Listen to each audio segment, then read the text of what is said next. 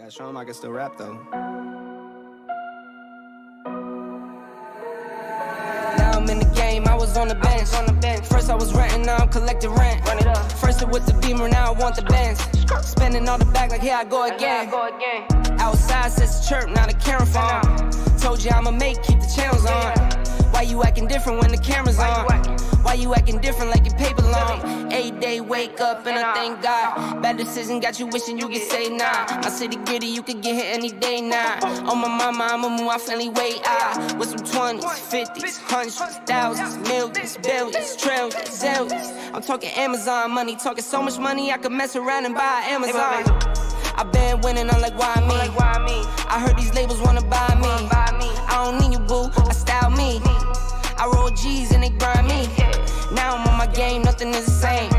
Who am I to blame? Money made me change. Cardi in my ring when I'm switching lanes. Money in the carry on them Boeing planes. Money in the carry on them Boeing planes. Now I got $1 for all those rainy days. Ain't have a day off in like 80 days. I got hustles in like 80 ways. Kids if he won't take a lazy day. Wifey on me told me take a break. I keep going to the paper street.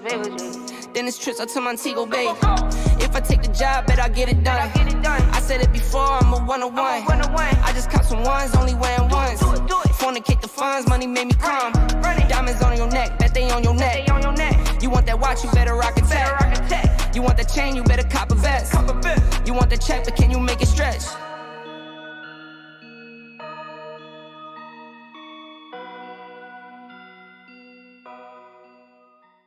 Took so many years, I'm just waiting for the wins. I'm in debt to no one but the one who took my sins. I do it for real, there's no reason to pretend. If I do it once, I do it again. Add it up, bankroll, euro, peso, add it up. I'm just doing me, everything is on me. Oh, you matter what? Add it up, bankroll, euro, peso, add it up. I'm just doing me, everything is on me. Oh, you matter what? Told her if it's all me, everything is on me, gon' back it up. Matter what? Told you I'ma do me, why you hating on me? It's not adding up. I do roll like a Mack truck, country heart, I might cop a farm and go act up. Lot of scars, I was cold-hearted, now I'm back up. Keep it real, I do this once a month, I don't rap much. I just take the money and go stack up. Only buying car to get tatted up. All that other bull, it don't matter much. You only climb me, I put the ladders up. No fault. I done doubled up on the workload. I think I fell in love with the bankroll. Pray up, get money, then we lay low.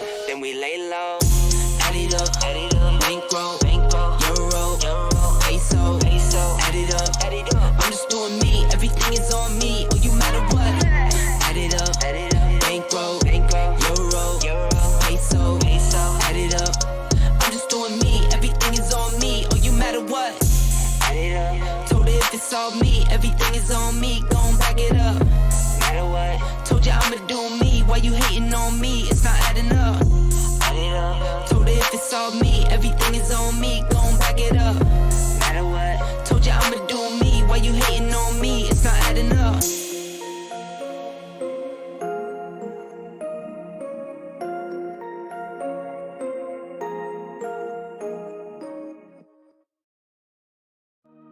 Gotta show him I can still rap though. Now I'm in the game, I was on the bench. First I was renting, now I'm collecting rent. First it was the Beamer, now I want the Benz. Spending all the bag like here I go again. Outside says chirp, now the camera phone. Told you I'ma keep the channels on. Why you acting different when the camera's on? Why you acting different like your paper long? 8 day wake up and I thank God. Bad decision got you wishing you could say nah. My city gritty, you could get hit any day now. On my mama, I'ma move my family way out. With some 20s, 50s, hundreds, thousands, millions, billions, trillions, zillions. I'm talking Amazon money, talking so much money I could mess around and buy Amazon. I been winning, I'm like, why me? I heard these labels wanna buy me. I don't need you, boo, I style me. I roll G's and they grind me. Now I'm on my game, nothing is the same. Who am I to blame? Money made me change. Cardi in my ring when I'm switching lanes. Money in the carry on them Boeing planes. Money in the carry on them Boeing planes. Now I got $1 for all those rainy days. Ain't have a day off in like 80 days. I got hustles in like 80 ways. kids if he won't take a lazy day. Wifey on me told me take a break. I keep going to the paper straight. Then it's trips out to Montego Bay. If I take the job, bet I get it done. I said it before, I'm a 101. I just caught some ones, only wearing ones. Fornicate the funds, money made me come. Diamonds on your neck, bet they on your neck. You want that watch, you better rock a tech. You want that chain, you better cop a vest. You want the check, but can you make it stretch?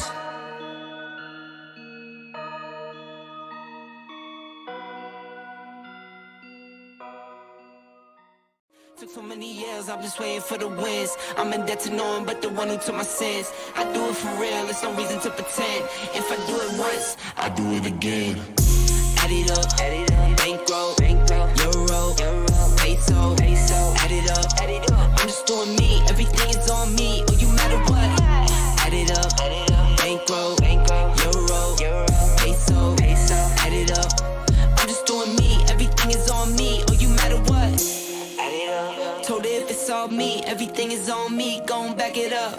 Matter what? Told ya I'ma do me, why you hating on me? It's not adding up.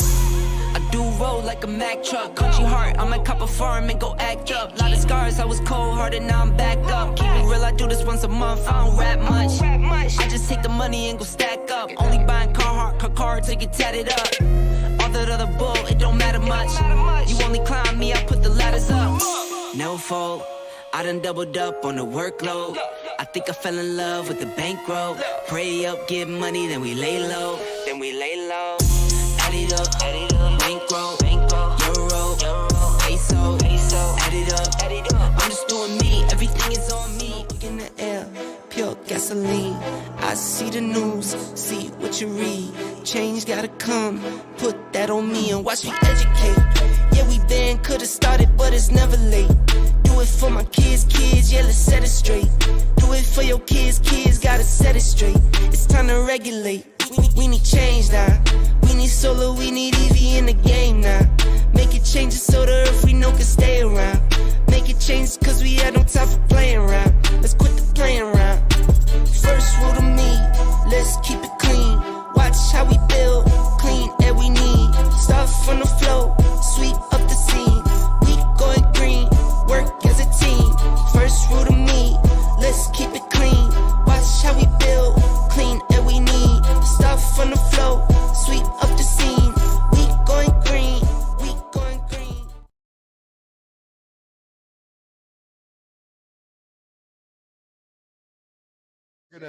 Now you're gonna get that shit in my brain, bro. Come on, you had to do it. Oh, I Bob. love that song. Like I love dude, it. Avenged. Love I it. love Avenged. And by the dude. way, I saw them appreciate live, dude. They are About fucking time that awesome. you, And by the way, that you I just want to recognize my say, greatness. what is going on, everybody? Welcome to another episode of the next podcast, guys. We are ready to go. I hope Exotic you guys are. butters. Yep. See, we're already talking exotic butters, man. We are ready to go. I hope the chat is as well. What is going on, yo? Fake Man Bear Pig. Shout out to you for being first. Now, were you also the first person to share the show out? See, that is the question. But shout out to you, of course. Casket Chipmunk. We got Tool Man here. Mizzle T Shizzle finally hit his final form. A member of this channel for 25 months. And if you look by his name, he's got a real Xbot 448 logo. Yo, shout out to you, brother, man. Thank you so much for the support. Yo, Sir X-Man, what is going on? Brother, are you at work? Are you at work? I don't know. I hope you're at work right now because you're not here hanging out with us. So you should definitely be at work. But guys, before we get into the topics, we got to get into the intros. And while we're doing the intros, guys, yo, hit the thumbs up button. Share the show out. Let people know we are going in. This is the Show Me the Money edition of the next podcast. We got a lot to talk about, and a lot of it does revolve around those bills, the greenbacks, man. So let's get into the intro. So let me start off with the man. You guys know he will not be restrained. He has an opinion, and you are going to hear it. Of course, it is my brother Crispy Bomb. Crispy, what is up, bro? You are going to hear My opinion. That is all. Short and sweet. I like it. And let's see. Next on the list, this man, he promised me when we're off the show, he promised me Call of Duty gameplay, but he promised it to me right before the show started. And he's like, you almost got it. I almost sent you Call of Duty gameplay, but maybe next week. Of course, it is. It is the exclusive to next podcast. It is Predator. Predator, what is up, man? Well, the reason why I didn't want to spoil anybody, since the game technically comes out today, so I'm looking out for y'all. So maybe next week. Y'all got a week to finish it. He said he didn't want to do spoilers. Man. Yeah, I take care of the people, man. You thinking quick, man. You thinking quick. I appreciate that, brother.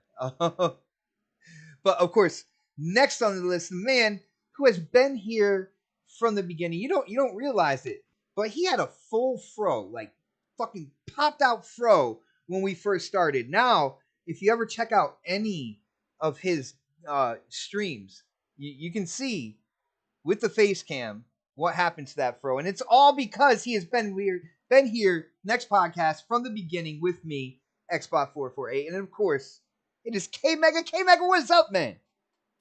Amazing. A booby trap that actually catches boobies. What's up, everybody? What's going on? Let's get to it. You know what I'm saying? I keep it short and sweet. Only thing I'm going to say is this: is that look, we resurrected Crackdown 3 multiplayer last weekend. We're going to try to do it this weekend. If anybody is interested, I actually have off this weekend too. So you know what I'm saying? It was a blast. Viper and others that did not get a chance to ever play it, we played that for about 4.5 hours. So that should tell you that they were having a blast, man. So, and it was just 6 of us.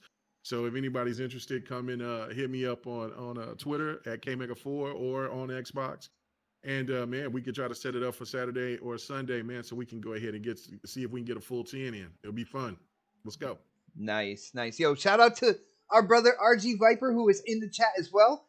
Guys, we do have royalty in the chat. Lady Foxfire, I saw her in the chat as well. What is up, Fox? It is really good to see you. Everybody's coming out for the Show Me the Money edition of next podcast. Now, guys, first topic, like I said, I was telling you guys, I was putting in the topics today. For people who don't know, I was putting it in the DM today. All right, I was putting it in on my 15-minute break, and I forgot to put this one in. But I am going to describe this to you guys because I don't think you guys play Overwatch. I feel like nobody on my panel. If Dark Optimus was here, he would say, "Yeah, I play it." He would know exactly what I'm talking about. But I want to go in on the loot system for Overwatch 2. First off, I want to say the game is absolutely fantastic, man. The gameplay is solid. It is satisfying. It's a lot of fun. My main is Zenyatta. I absolutely love using the dude. Like, I can either send an orb onto the enemies that'll make them it'll increase any damage on them, or I can send an orb to my teammates as well and heal them while everything's going on. I just really like that support class. But when it comes to the loot system, this is something that has gotten me to kind of like waver on playing it. Like, when it comes to these free-to-play games, you're always looking to earn and get rewarded. You're earning some type of in-game currency, and you get rewarded with characters, skins, all that good stuff. And when it comes to Overwatch 2, they do have a system in place for that, but the system is so abysmal. It is absolutely laughable. Not only that, when you look at kind of like the prices for the skins and stuff, you're looking at like $25 for skins in this game. I bring this up because, if you try to earn the currency, it's only in kind of like weekly and monthly objectives, and it's only like maybe 200, 300 in terms of in-game currency, where the skins are like 2,700 a pop means that you would have to do these things for months to get one skin. And the reason why I'm getting in on this is because I look at a game like Halo Infinite when it came out, and what they were doing in the marketplace there, and how people like stood up and said, no, we're not paying that, no, we're not doing, no, that's absolutely ridiculous, man. I need to be able to earn, in game at a more fluid rate. These prices need to be dropped. And what happened? 343 listened, and they did what I would consider a quick fix. But with Overwatch, what I'm saying is, oh yeah, the prices suck, the loot system sucks, the marketplace sucks, but fuck it, I'm gonna keep playing. Like there's nobody like really standing up like the way they did for Halo, and I have no idea why. I have no idea why. Like why is it acceptable there with Overwatch, but it wasn't acceptable for Halo? It wasn't acceptable for Halo on my side either, but I was one of those people that were speaking up about that, saying, yo, this shit's too expensive. No, I'm not buying that. I'm not getting into that. No, they need to change this. And I just don't understand why people out there aren't doing the same thing with Overwatch. Who wants to take this first? I hope I explained this well enough. I don't know. Pred, did I explain this? Yeah, it makes sense to me. But I mean, I don't. I've played it a little bit, like the first couple of days it came out when if you log on. But I'm just not a huge Overwatch fan. But I get where you're coming from. It's just it's Halo. And it's just people from the anti-Xbox community are going to talk shit about it, and the people from the Xbox community that are don't like the way things have gone with the Halo community, they're going to talk shit about it. So you're getting it from both ends. Whereas Overwatch is kind of like, it's on its second game. And it's still early in its cycle, in its life cycle. So they're going to tweak some things, I'm sure, at some point when it comes to the loot system, just like they did with Halo. It's just a difference if they're going to make it better or worse. We had Halo 5, which I think I love the system with Halo 5, but they just completely overhauled it with Infinite, and I think that's where a lot of it comes from. They made too many changes to it. So I mean, I think I like the rec pack system personally. I thought that was pretty cool, but when they got rid of it, I was just like, well, I mean, okay, whatever, But I mean, as long as you're having fun with the game, is all that matters. Because like you're probably gonna play Halo religiously, and people who play Overwatch are gonna play that shit religiously too. And as time flies for them, they're not gonna think about how much time they spent in the game to get something, but I see your concern. If it's going to take you to play, 20 matches or some shit like that to get a skin, that's kind of a lot. There needs to be a little bit more rewarding. Dude, I'm talking like months. It would take like 2 to 3 months to get enough for one skin. Yeah, that's a bit much. I mean, dude, they might as well just say, "Show me the money," and drop that whole like earning. Because you can actually buy this. You can buy the skins, right? And just say, "Hey, fuck it, buy it." Yeah, you can. You have the option to buy them, right? Yeah. Oh yeah. Oh yeah. You can buy. You can buy the currency. That's why they're doing it that way, because like they, you'll get frustrated at some point and just be like, man, screw this. Let me just buy this shit. And like if they made it easier to gain in the game, no one would ever buy any of the crap. And it's a free to play game, so that's how they make their money. Hold on, Pred. Let me I hear what you're saying. All right, I hear what you're saying. But if you look at quite possibly like the most popular game out there, especially multiplayer, we're talking Fortnite, right? Mm-hmm. Fortnite. First off, you have ways to earn so much in that game. Dude, if you buy a season pass, you within the season pass, there is enough credits to buy the next season pass. Like you can literally just buy one season pass and then get all the ones. Like as long as you're playing the game, get all the season passes after that. All right. Yeah, but there's other ways to spend money in Fortnite, though. Yeah. Like that's why it's been around so long. Like. But I'm saying they give you not shark cards. They give you ways to earn. Whatever. What happened? Well, they have like V-Bucks or bullshit. V-Bucks. Yeah. We're talking. Wait. I just want to clarify something. Are we talking about purchasing something? Because it might be a season pass, but you're still purchasing it. At least one initial one, correct? Well, You know I what I'm gave the saying? example So of is Fortnite. Overwatch doing the same thing or no? Well, they have a season pass, but there is no Okay. there is no currency in the season pass to build towards getting the next season pass. There's basically no currency like in it. So you can they you have basically earn they have no skins, matter they what have you do. cosmetics. No. When you get the season pass?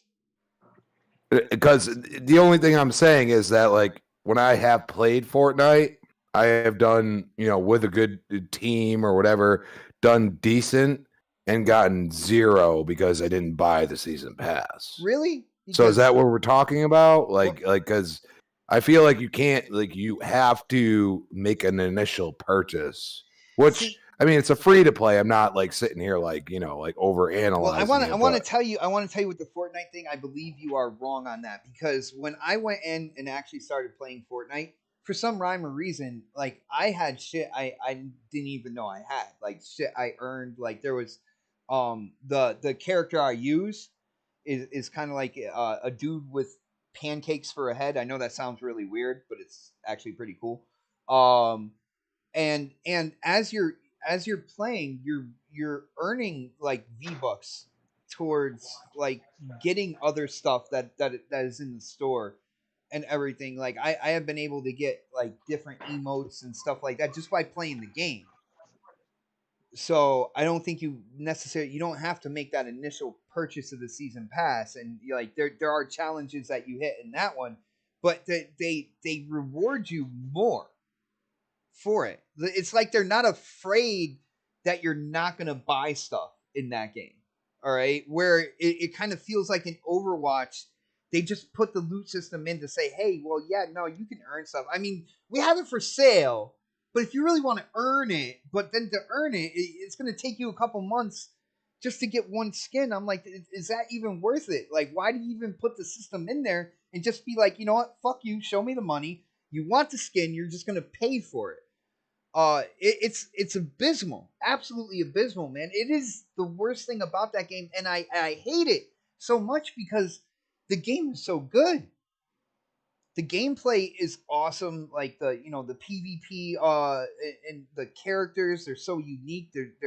They're each different from each other. Like it's a really good game, and I am pissed that I don't feel like I'm earning anything. I'm not getting rewarded. There's skins I want and stuff like that, and I keep looking up at the at the area of the screen where it would show like how much in-game currency you have, and it's still goose egg. And I played so many rounds in that, it's still goose egg, bro.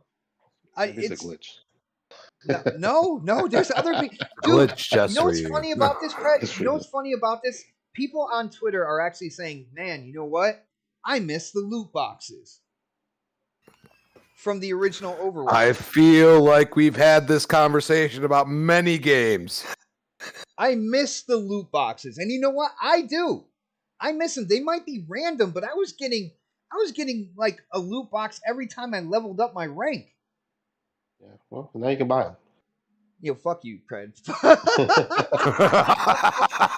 Wait, what do you expect with a free game? I mean, you expect to get everything for free? Well, I expect to be able to. Entitled piece of shit. Dude, I don't know what's going on with the community. Now, Pred, you talked about, people who hate on Xbox.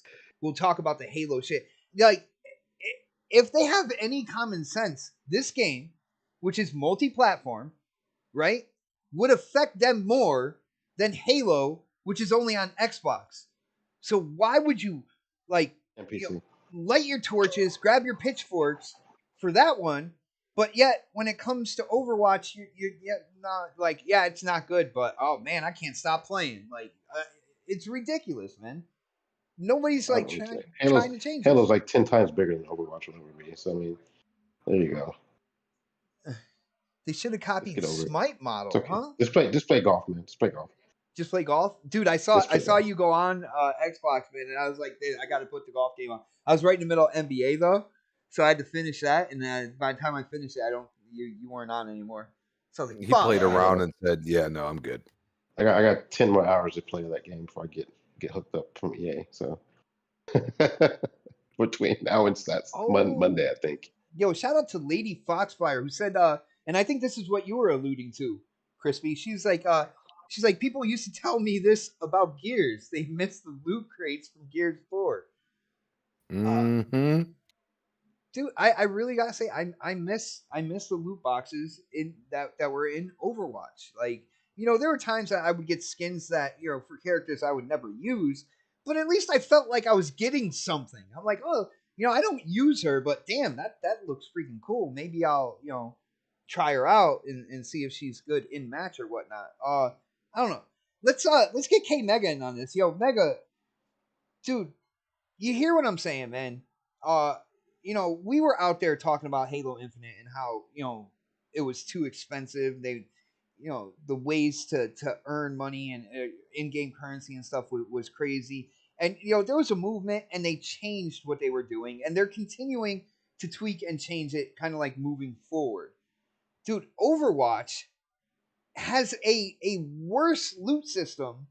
And I don't see anybody pushing a movement like they did with Halo, man. What's going on here, bro? I mean, it's just like what I said. I mean, I hate to be the person that told you so, but I'm the person that told you so.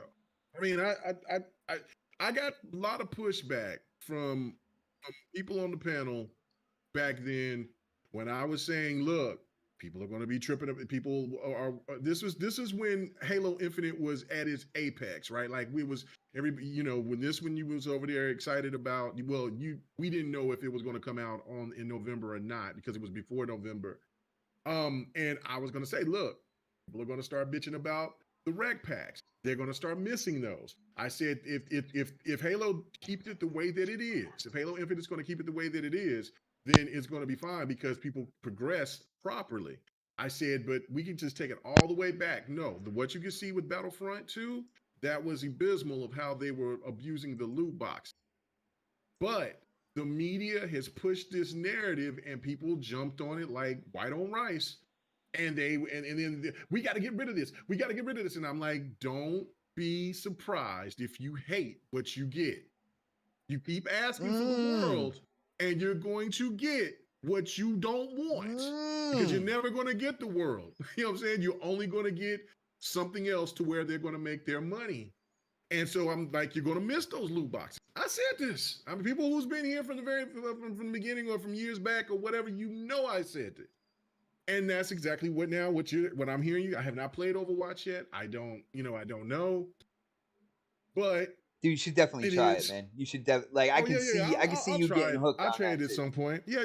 I can see when you're playing it. I mean, I played the first Overwatch there pretty heavily, and I was one of the people that was saying, look, that game should be up there for game of the year. It's something is unique. I've never played a multiplayer game like that, right? And so Overwatch did win Game of the Year when it came out. It beat Uncharted 4, which was like at that time, and then that's when the media went crazy, and then you never seen another multiplayer game in win again. Facts. You know what I'm saying? Shit. Now you will see.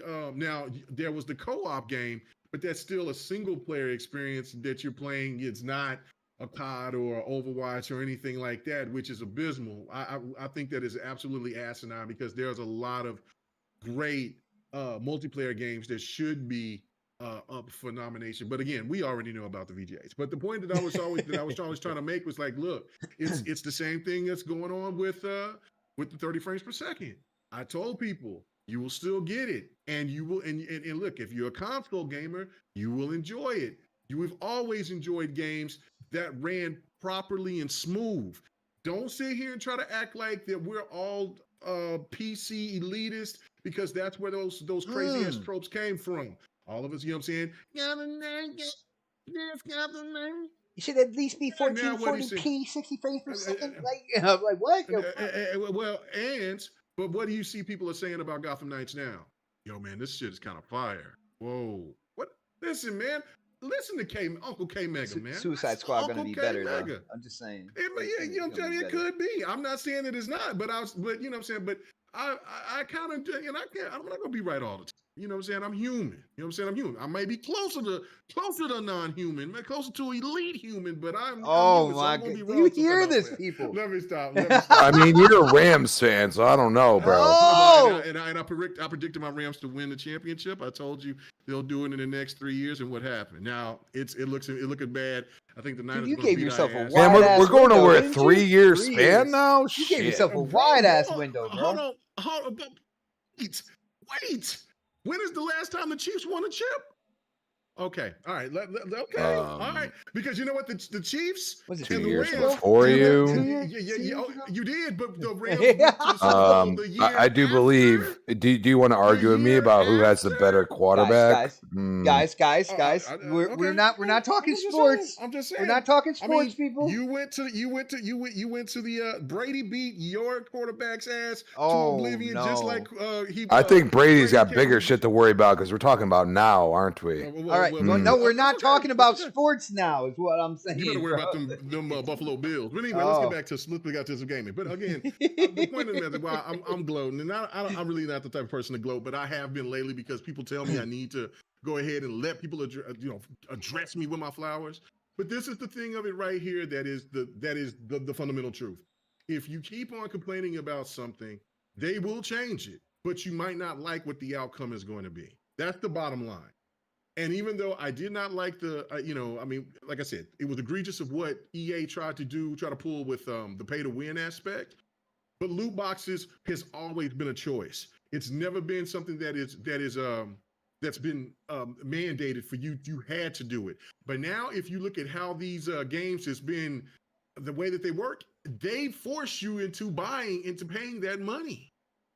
There's damn near every game that's come out, it's almost to the point to where you have to put in so much time that you're going to eventually succumb to the throat needle and pay to get those to pay to just to get to where you are, because not everybody has that type of time to put into the games. It's kind of like with I was watching something with NBA 2K, and like people were trying to get the legends already, because if they got crazy points, they got crazy stats, they're doing all this and that. But it's like, if you figure out how they did it, it's going to take you almost 3 years in order for you to get legendary status in just one category. So how are you going to sit there and get that? You're going to have to either pay, or you're going to have to keep continuing to grind on that game. And a lot of people don't have that type of time. So if you do if a game comes to free to play, you are going to have to understand you're going to pay for something in some way, shape, or form. You did it for Halo. I did it for Halo. For other games out there, like for people who like PUBG, I'm guaranteed they pay money. People will definitely do it. I remember when people were trying to tell me, "Oh, I ain't gonna pay no money for them V-Bucks for that, man. Hell with that. I'll be cool with just the player that I got. He can look raggedy." I'm telling you, people love the drip. Yeah, People until they've got that alien skin, yes. and you're like, right. shit. And it doesn't matter that whole season. You might not like anything. The second season, you might like nothing, but they're going to get you on a season, and they're going to get you multiple times, because whatever that season that they see, like, oh, we got this. Hey, this went up, that went up in this particular time, because so this was a hot item. These people normally don't spend money in here, so we might as well go ahead and put that into our next season or two, so then we make sure that we can get everybody, so we can up our revenue. They are all about their analytics. They know exactly how to get us. That was the one thing about it when I was playing Naraka, as heavy as I was at the time, which I need to get back into. The drip was just too clean. I'm like, I got to get the fur. I got to get the fur fox around the throat. When I'm killing your ass, I got to be clean, Jack. And that's what, like, you see how I was in 2K. I was a maniac. Every time you see me or when we were playing, gear was always. This dude he don't have a walk-in closet. He got a living closet in NBA 2K. I swear, bro. Bro, that's how it would be in real life. If I had the bread like that, I'm gonna cop everything that I possibly can. I won't have huge closets, right? You know what I'm saying? But and I'm not afraid to say, look, man, they will get me too, because they have. But I know my limits and things like that. So like for Overwatch, I don't care about Overwatch that much to where I will play it for a while, and then I may pay $5-10 and then get like maybe 1 or 2 items that I like, and then I'll just ride with that until, because I know that I'm going to be playing that game like that. Now let's just say that we moved to Street Fighter 6, and then they got a season a system, which most likely they probably will. That's going to be something that I'm going to spend a lot of money on. They got the system to where they can get us.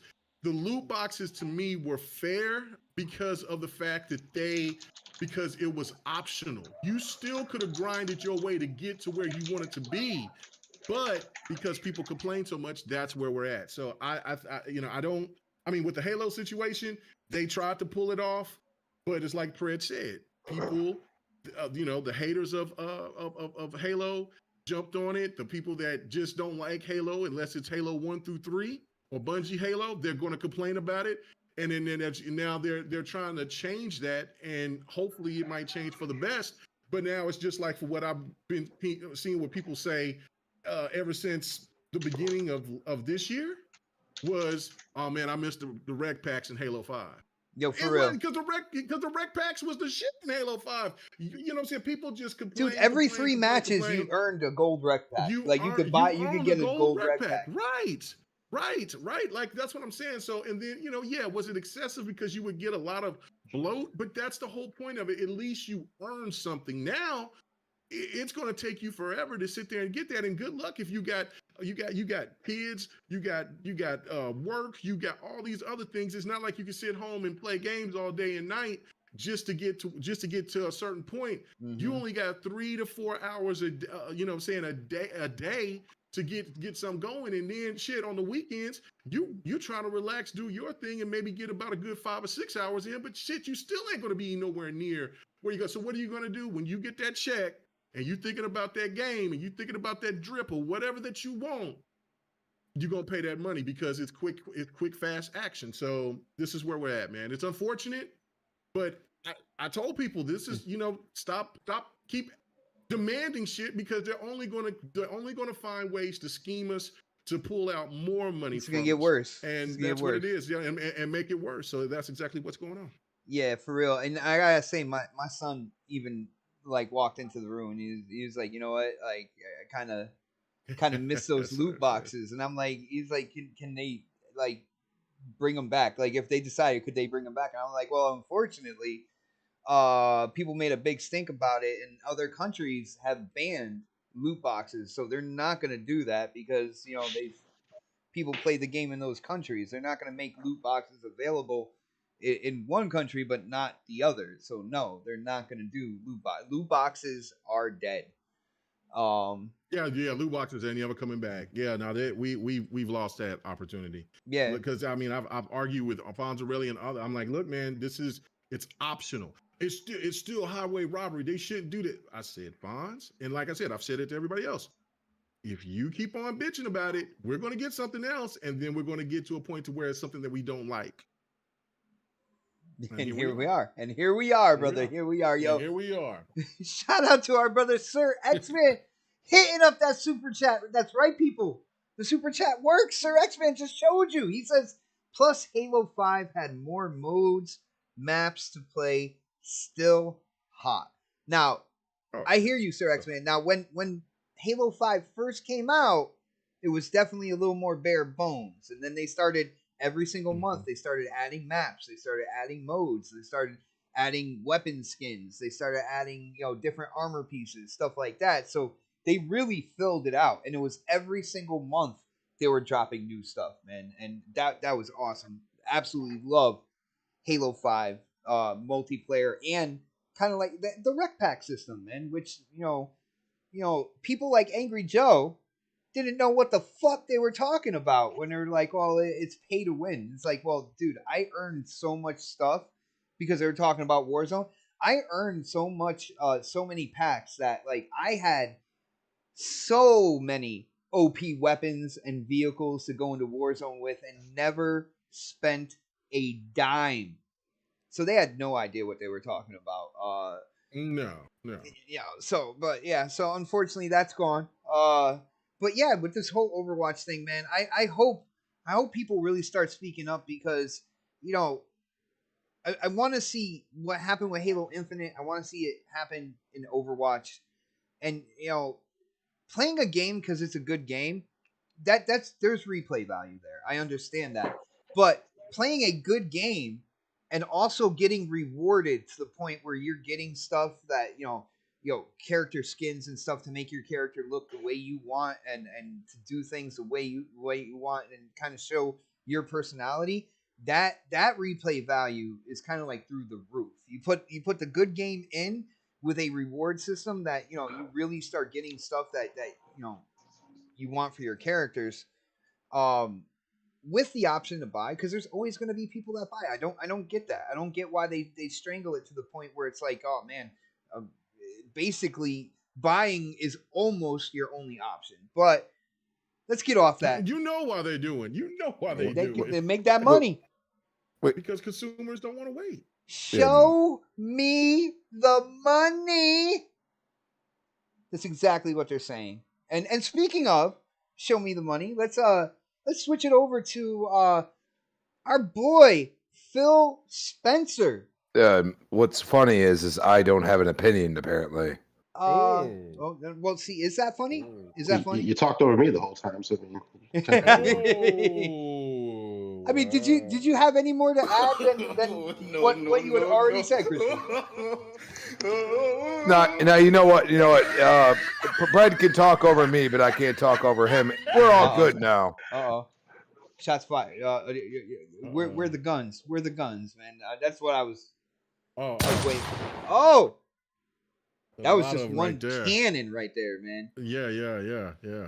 I don't know, Crispy, are you good on that? Because, I do want to get into what Phil Spencer and everybody said. So if you do have something on the whole Overwatch thing, I mean, let it be known, man.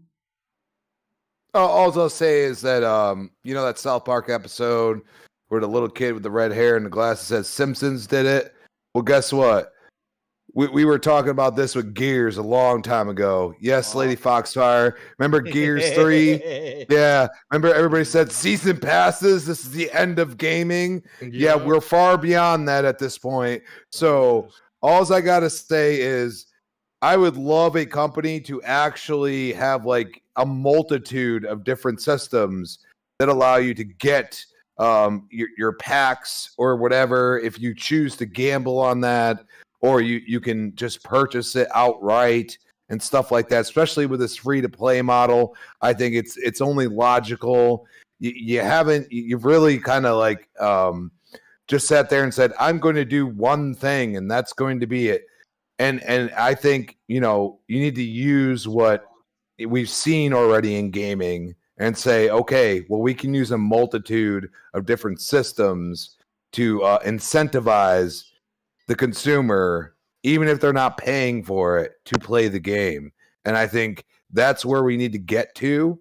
It's going to take time because right now everybody seems to be somewhat desensitized when it comes to certain games in the fact that that's it. That's what I have to deal with. But yeah, other games like Halo, like Gears, etc., that have been in the gaming sphere for 10 plus years, the OGs are like, nah, bro, this is not cool. And then we end up shooting ourselves in the foot sometimes because that's the worst part of it. We've shot ourselves in the foot because we're like, oh, it can't be worse than this. And then it does. And then we're like, can we go back? Can we go back to this before? So that's really all I got to say about it. Nah, dude, and you make absolute sense on that, man. Like, be careful what you wish for because you just might get the it. Grass is always greener. No, it's not, bro. No, it's not. Well, it's greener when you're on this side. Then you get to the other side and you're like, yo, it's actually a little brown over here. They need to water their lawn a little bit. That grass is dead. It's dead. But yeah, so hopefully something happens, man, because, dude, I do really like playing the game.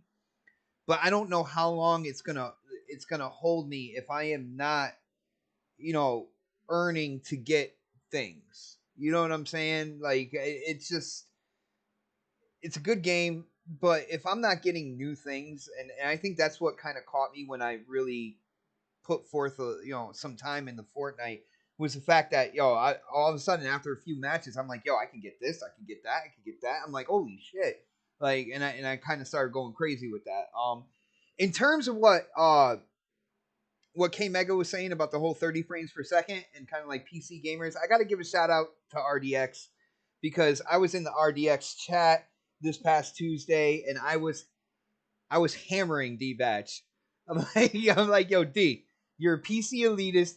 Get over it. Don't bring your PC shit over to console. I don't care. All right? I'm like the majority of gamers out there. Majority. I'm not talking about the hardcore chat. Like, hardcore gamers, I'm not talking about that. The majority are not hardcore. All right? The majority of gamers don't give a shit if a game is 30 frames per second. Nope. All right? They don't give a shit if it's native 4K or if it's 1440p with some upscale solution to 4K on your television. They don't care about that. It's all about the game. All right? That's it. But yeah, so shout out to D-Batch RDX. I was having fun in the chat. It was like he didn't respond for some reason. I don't know why, man. But yeah, let's get into Phil Spencer's interview because Phil Spencer said some really, really interesting things that we definitely need to get in and share our thoughts and opinions. I'm going to start, I guess I'm going to start with the diamond in the rough because when talking about Game Pass, when you're talking to people in the community, you're talking to YouTubers out there, people who do podcasts, there are certain people that are like, well, Game Pass for $1 and for $1 and oh my goodness, you play this game for $1 and yeah, Game Pass is $1. It's that Game Pass fodder because it's only $1, which we all know isn't true. Regular Game Pass, $10. Game Pass Ultimate, $15. But they're talking about the promos and acting like that's the price of it.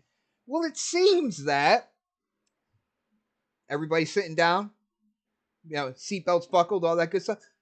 Game Pass is actually profitable. Guys, profitable. They are making money on Game Pass. You are fake news. Holy shit, people. Holy shit. Exactly, yo. Dude, I guess all those dollars added up, and from what Phil Spencer said, it's anywhere between 10 to 15% of the Microsoft's gaming revenue. All right, so 10 to 15% of their revenue profit is Game Pass. You know what?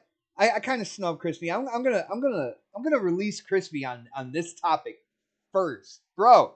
Dude, what do you think here? 10 to 15% revenue from Game Pass. Like, how do these people out there feel that we're constantly saying, it's $1 here, $1 there. I got it for $1. 5 years, got $1. And to come to find out, this thing is actually making money for Xbox. They're not undercutting the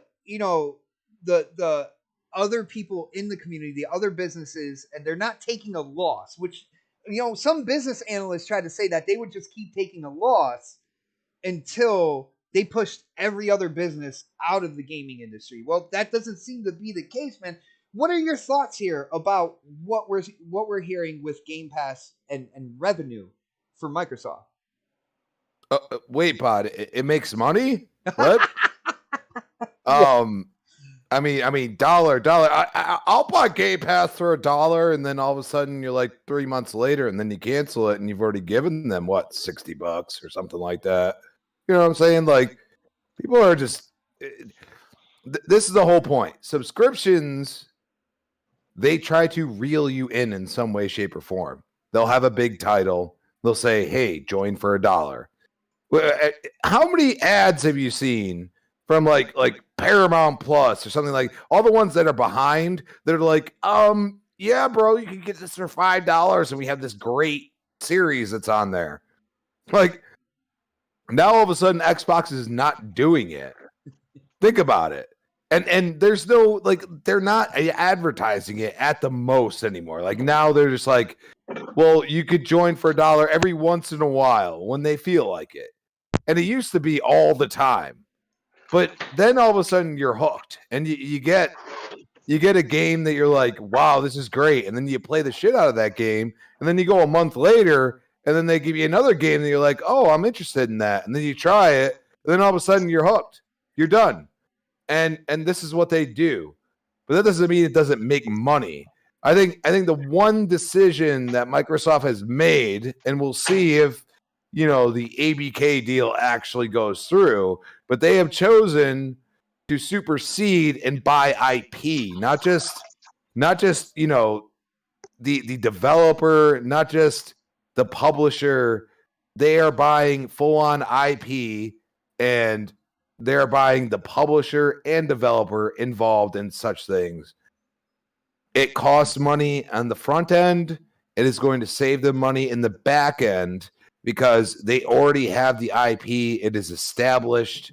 These are things that they are doing. They are not stupid. They know how to run a subscription service. They've been doing it with Office for years with companies that pay thousands upon thousands of dollars a month just to have their company run on the Microsoft platform.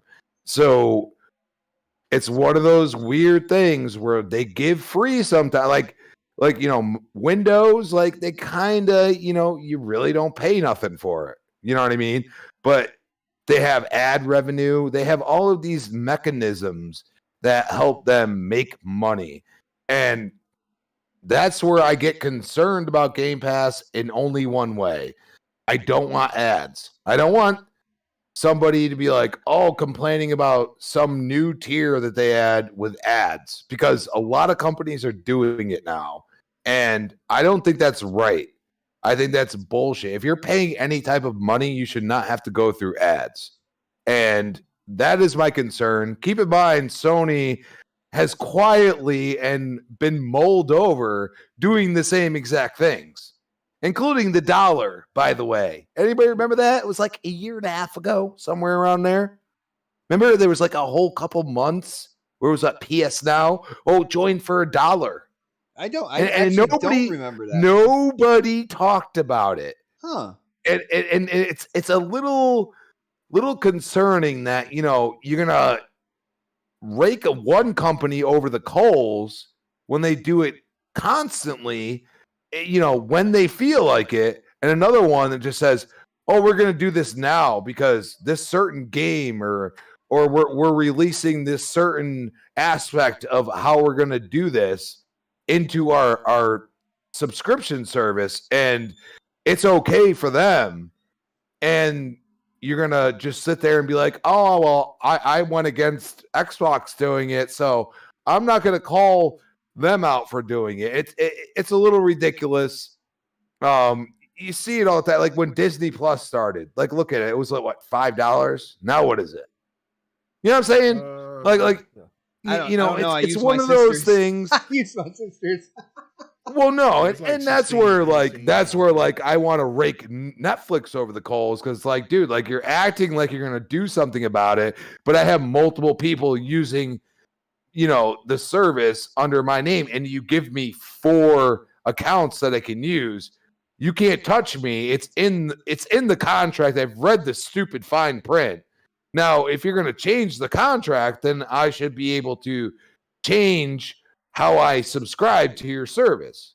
And that's the point. Like they keep saying, we're gonna stop people from sharing passwords. How else do I allow other people? Because I pay for 4 from what you said.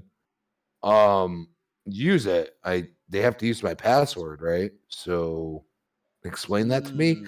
You know what I'm saying? So Xbox is kind of null and void in this. Like they're like, once this family plan comes out, I'm sure it's going to be easier. But I've had people, with the home topic, Xbox you and just stuff. pulled my trump card for another topic by saying family plan. But it's all good, man. Well, I'm just going to say family plan because I think it's there. And if you really look at it, you have to engage people and at the lowest price, but you have to realize that we just talked about it, those microtransactions that are involved, even with Game Pass games, whether it be, a season or something like that. We've seen it with Forza, okay, but they're also have learned slightly from their mistakes. The only thing is, like, how can they reel in certain games that have went way over the realm? And also there's free to play games that you can't touch. So there are things that, you know, can be done to make the consumer feel valued, and they're not doing it right now. And that's where you go and say, like, value is all in your eyes. Like, how do you feel you're being valued? And charging $1 to start a subscription is like kind of like null and void. It's like, dude, we've done this. You know what I mean? Multiple companies have done this. Mhm. It is not that big of a deal, yet certain aspects of society decide my plastic box is great. They don't do that. It's premium. Dude, But remember they have. Crispy. Go look it up. They have done it.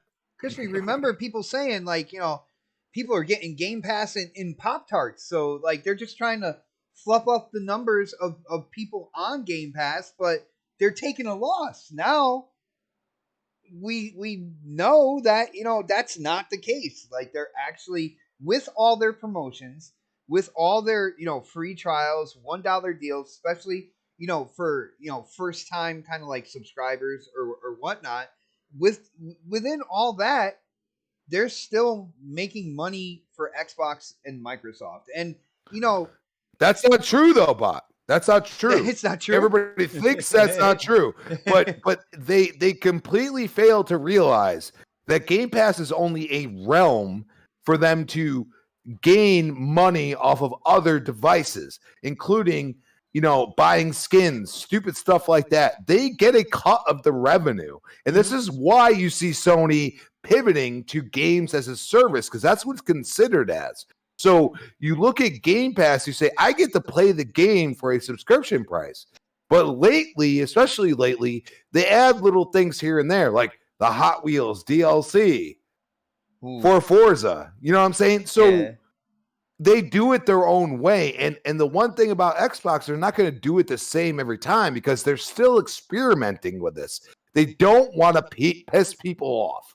But if you're going to pay $1 and then complain about, you know, not wanting to earn the skin or earn the car and paying for it, there's a difference between paying full price, like they did with GT7, okay? Do you pay full price and then you have to just grind it out until no end? Like, you have to find this fine line. And I think all these companies are kind of trying to figure that out. Some of them are trying to use the user base at the beginning of when the game releases to gain revenue immediately, and then they'll reel it back and they act like, oh, we didn't know.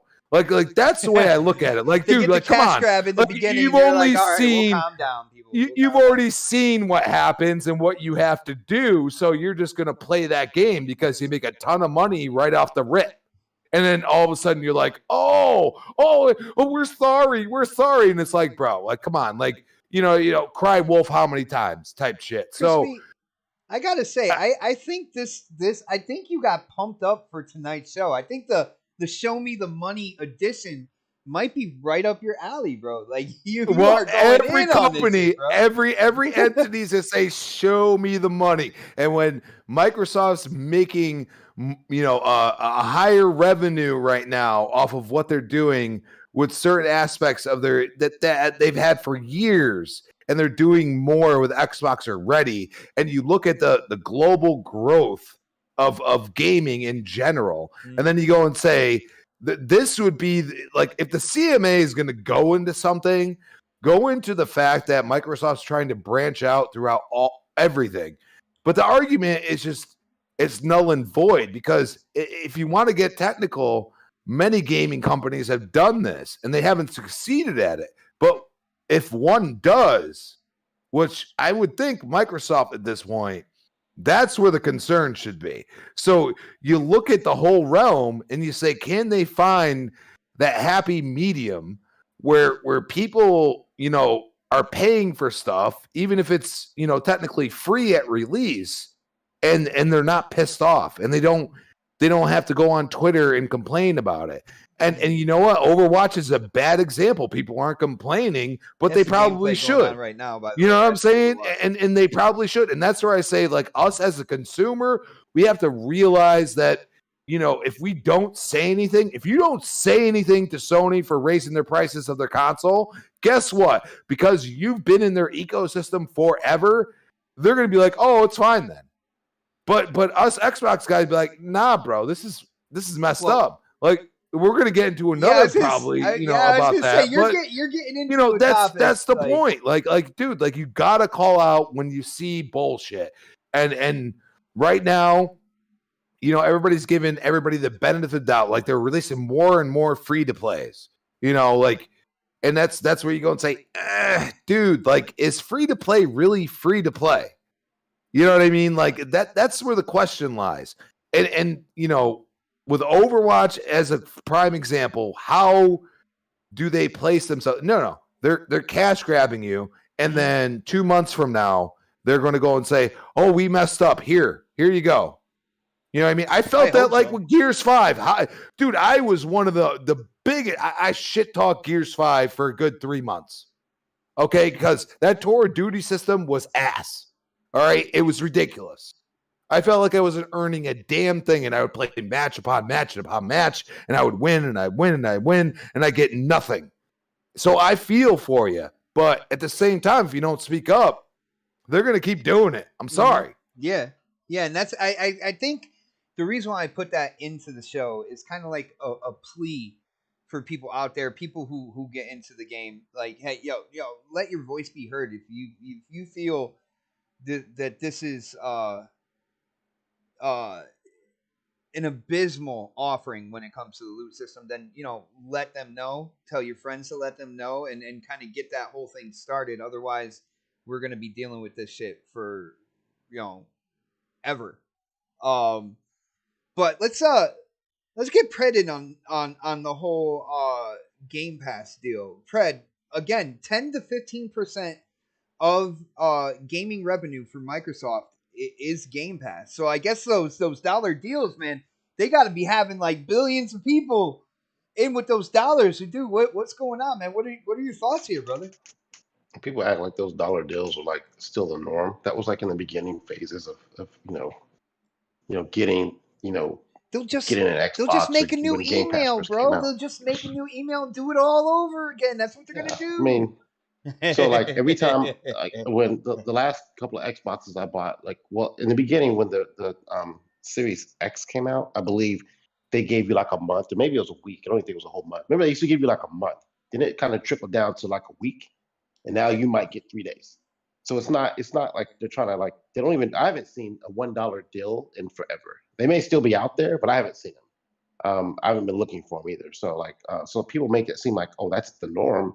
You know, and I know in the beginning of Game Pass, a lot of us stacked up and stuff like that. But we're beyond that. Like, if you stacked up back then, you should be done with that by now.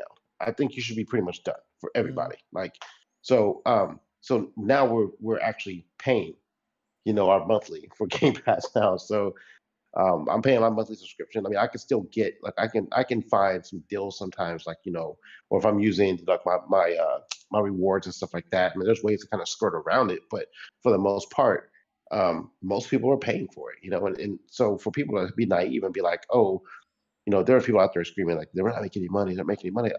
What do you think all this money came from to buy all these fucking studios? I mean, it wasn't just handed to them from big Microsoft. Like, are you sure? Xbox had to get that money from somewhere. They had to generate money, and it's shown. If you've looked at their reports for the past couple of years, it's showing that, yeah, we might have been down year over year for console sales.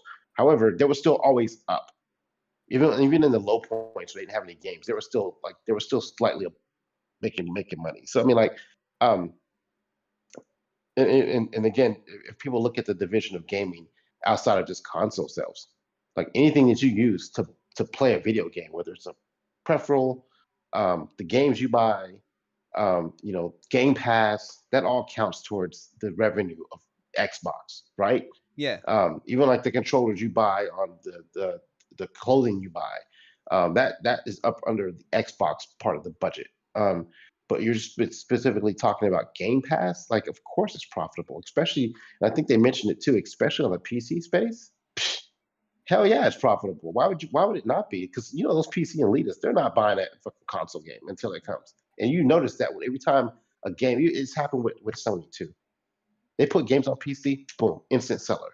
Like it's instant. And so, as Microsoft has put more games and they've got their Game Pass stuff on there now, PC Game Pass, like, yeah, of course it's profitable. Those PC guys are like, fuck this, I'm gonna subscribe to this shit because they don't want to pay full price for games. Like we've noticed that for years. They will hold out for a sale. Yo, for real. And if they can get fucking how many games are in Game Pass? Like 200. Well, on PC, Game Pass PC. Yeah, about close to 200 or something. I know Game Pass Xbox is probably over 200, but Game Pass PC. Oh, it's close to 500 on regular on Xbox. Yeah. So I mean, and then you got all these games. And keep in mind, there's so much more coming down the pipe too. That that's not even like stuff like Age of Empires, stuff like when it came out. What's the other game? Flight Simulator that people play, Forza.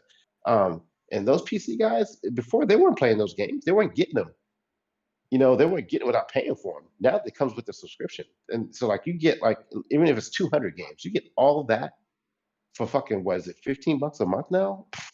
Hell yeah, it's profitable. Like they tapped into a resource that like most people, the other console companies were not able to get into because they were just in that same mindset. They just wanted to sell consoles. They didn't want to sell their product, which should have been everything that evolves around Xbox or everything that evolves around Sony or everything that evolves around Stadia. If they had done it right, maybe they still be around the fucking picture. But like Microsoft did it right, and so for people who sit here and say they weren't profitable, maybe they weren't in the very beginning, and people couldn't understand how they were able to sustain. Just it seems like in our mindset, it's like they're giving a game away for free. No, they're not. They're dragging people into their ecosystem, and that's what's making it profitable. Because now that and we've talked about this in the past, like if you only buy 2 games a year, but yet you're subbing and you're buying you're subbing a Game Pass for 2 months, and you're buying a game on discount because you have a Game Pass, or you're buying skins, or you're buying they're making their money off of you in some way, shape, fashion, or form. Those 2 games you were going to buy, you've already spent more than that now by subbing the Game Pass for 3 months, and then buying 1 or 2 extra items. So I mean, like, yeah, they're making the money off of them. So now they instead of making two game sales off of however many fucking consoles, 60,000 consoles that are out there, whatever the fuck it is. Now they've gotten people to come from the PC side as well. So this is more extra revenue for them. So I'm not surprised. It's just some people out there just don't understand math. But the dollar, yo, shout out to Straight Duval. Yo, you say, where's Mooch? Brother, what Mooch did was he completely jumped over the whole revenue that Game Pass is making, and he jumped into the later topic that we will be getting into because he has more of a place to stand there in his thoughts, his opinion. So like, yeah, he completely skipped over this. Like, yeah, no, it's a non-deal. And he's gonna swing it over to the other thing that we will be talking about after this. But we got to get K Mega on this. Mega. Yeah. Now, first off, we're talking about $1 trillion corporation. When we're talking about the gaming industry, we're talking about $1 trillion corporation, $1 billion corporation, stuff like that. So it's not necessarily like something to cheer about that they're making money. But the thing is, I doubt that. It's something to cheer about. It's something to cheer about. Well, I like when they make money and they're investing into more projects, more games and stuff, which we've seen with the ZeniMax acquisition. You see them trying, to get Activision Blizzard. So they're putting money into these things to get more games into Game Pass. Rejuvenate kind of like maybe older titles that from these publishers that haven't been made in a while, stuff like that. So I can dig that. All right, but we've heard over and over again, right? Even to the point where there was certain financial analysis. There was some financial analysis kind of like stating that Microsoft and Xbox will undercut and they'll take a loss when it comes to Game Pass all the way through it, just to basically squeeze out anybody else in the industry. So now we're seeing they're making revenue on this. So it's not that they're taking a loss and trying to kick all the other companies out of the business. And they're getting 10 to 15% of their gaming revenue is Game Pass. Dude, what are your thoughts, man? You have anything to say to these people out there that said? Oh yeah. But I do want to address why I say that people should be excited about it if they want to be. It's no different to me than if you go to the movies and you see one of your favorite films and that movie grosses crazy numbers. It's still a billion, trillion dollar corporation that helped make those movies, right? But it's the fact that it's something that you enjoyed, that you want to see its success. Nobody disputes that, right? But people want you to dispute the fact that because we are Xbox gamers, or we are PlayStation gamers, or we are Nintendo gamers, or I should say Nintendo or Xbox and PlayStation first gamers, or PC gamers first, that when you hear something about numbers and and you hear success, that you can't praise it, because the narrative is always going to be someone's going to say, well, that's a big billion, that's a corporation, and how are you going to praise? Well, you want something to still, the reason why you praise is because you want that company to succeed, because that's where you play the majority of your games on. So again, I'm getting back to the, you know what I'm saying? I've kind of, over the years, I've kind of adapted to what the topic was, and then kind of, blended into what people were saying. Now, you know what I'm saying? Now, since, all these years, it took a while. But I think for myself, you know what I'm saying? I don't want to sit there and be in that ecosystem of where people want to take a narrative and then twist it to however they want to, just for them to try not to look as dumb as they do when they say the stupid shit that they have, and then refuse not to eat crow when they are wrong. That's the difference between someone that has got some dignity compared to someone that is just, I don't know, just a baby Kanye. I just don't get the whole point of this. Yeah, no, for real. It gets on my nerves, right? Like, fresh I on topic. I made a point today when I posted that, was saying, like, oh, good. So there's going to be a lot of people that's going to admit that they were wrong. They're going to eat crow about it. And then I said, I know better. They're going to find some kind of conspiracy theory to twist it and make it into something else. Yeah, they're just not going to do it. That's just what they are. Like, they will not concede to anything to be wrong because they swear that they're always right. I don't get it. You know what I'm saying? That's why, like Sir X-Man was saying, Mega's over here, he's touting himself too much. Hell, so do everybody else. And when they're wrong, at least when I'm wrong, when I get pointed out, I'm like, look, I was wrong. Or if you say that I'm wrong, I'm like, well, hold on, wait a minute. No, I wasn't wrong. You got to give me an explanation on that. And then we break that down to however. But this is, to me, it's just, people were like, why they don't disclose the numbers? That's the excuse now. Well, they say it, but why they don't disclose the numbers? Because beforehand, it was like, Microsoft don't say anything. So until they say anything, these people can't make assumptions. Well, Microsoft did come out. Phil came out and said that we're making a profit.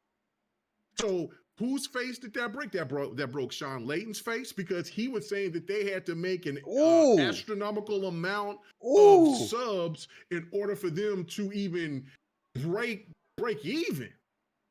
Now, listen, 20 million people, 20 plus million people is a lot. And we know at that point in time, from when the last time that we heard something was like 25 million. So it could be around 30 million. But regardless, see, because I listened to so much of this crazy, backwater, shade tree ass analysts. You know what I'm saying? I'm saying 50 million. Hell no. You know what I'm saying? If you think about it, that's like what Pred said. The dollar shit, now I do see still some dollar stuff out there, because, they're still trying to, to appease people. But the thing of it is that once you do the dollar thing, you got to pay, you can't do it again. Now, people can say, well, I'll make different accounts and I can do that and do this and I can do that. But then You can do that, but what you're doing is no different than when you go out there and you complain about PC gamers that go and they get games for free when they go out there and they emulate PlayStation game or a Nintendo game or something. Oh, that's the scum of the earth. But yet you will go out there and tout that I will go make a new account so I can get that for $1. Well, make up your mind. That's 12 accounts per month, man. You really got the time for all that shit? Bro, trust me, there's some people that will, I'm sure that does it. Just like there's people that will sit there and get hit with Trojanware and everything else just to get that certain game. So regardless, I mean, it is what it is. Like, if people don't want to spend the money, they will find ways to do whatever that they want to do. I'm just thinking that this whole situation, it's amazing to me that Phil and them came out there and said it when, normally I thought that they would probably say it sometime next year. But I think the reason why they wanted to say it is not because of the people that does the chatter, because they've been saying that for years, right?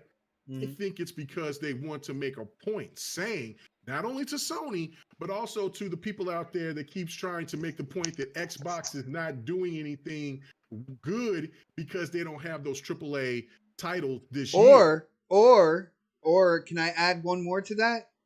Yeah. These analysts that are saying that they're trying to undercut the entire industry and take a loss on Game Pass to squeeze them out of the industry, and they're saying, well, that's not true. Like, well, that's a great point. That's a great point. And also another point is something that I said last night on a Spooky's podcast was another thing what people are not really talking about is look at how little that their revenue went down because they didn't have the their first party titles. It was only 3%. So that should tell you right there that the gaming, that's casuals and even diehard, they covered the third party more than they covered the first party. Now that may be different at PlayStation, but with Xbox, people are buying consoles because of two reasons: the price point of the Series S, and the fact that whatever that the multiplayer games that they like or whatever they get through Game Pass is much more substantial than them having a bad year on AAA games. So the narrative that AAA game, the Xbox, they're down, it's horrible. They should definitely have it, but again, there was setbacks because the games were delayed. They weren't canceled, nothing like that. They were delayed, and then you had a situation where some developers went to war because they got invaded. So I mean that people should be understanding. Dude, we would have already had Stalker 2. We would have had Atomic Heart. Those right there going into Game Pass, like fresh games. We still got Scorn. We still got Scorn, and then of course, everything else that Game Pass is offering. Game Pass is definitely. So this goes to the question that I ask people on GRG, and when we have guests, I haven't had really guests that often here lately, but I do ask this question, and so I'm going to ask you guys on the panel this too. What is the most important thing to Xbox right now? Is it Halo? Is it Gears? Is it Forza? Or is it Game Pass? It's Game Pass. What is the identity of Xbox right now? Game Pass, then that's the winning ticket. That's the winning ticket. If Xbox is now going to be known for Game Pass, that's where Xbox. That's all that they wanted. I mean, that's what they want to do. Because Halo, it was at the pinnacle at the time, the biggest and baddest thing out there. Halo was kind of falling down a few notches, only because of the fact that Halo will get back up there for sure by people, by hopefully by the 8th when we see what Forge and everything else does. I want that winter update. Right. When there's a new Gears to come, or when Motorsport come, what I'm saying? Those games will hit, but will it hit like Game Pass? No, it won't.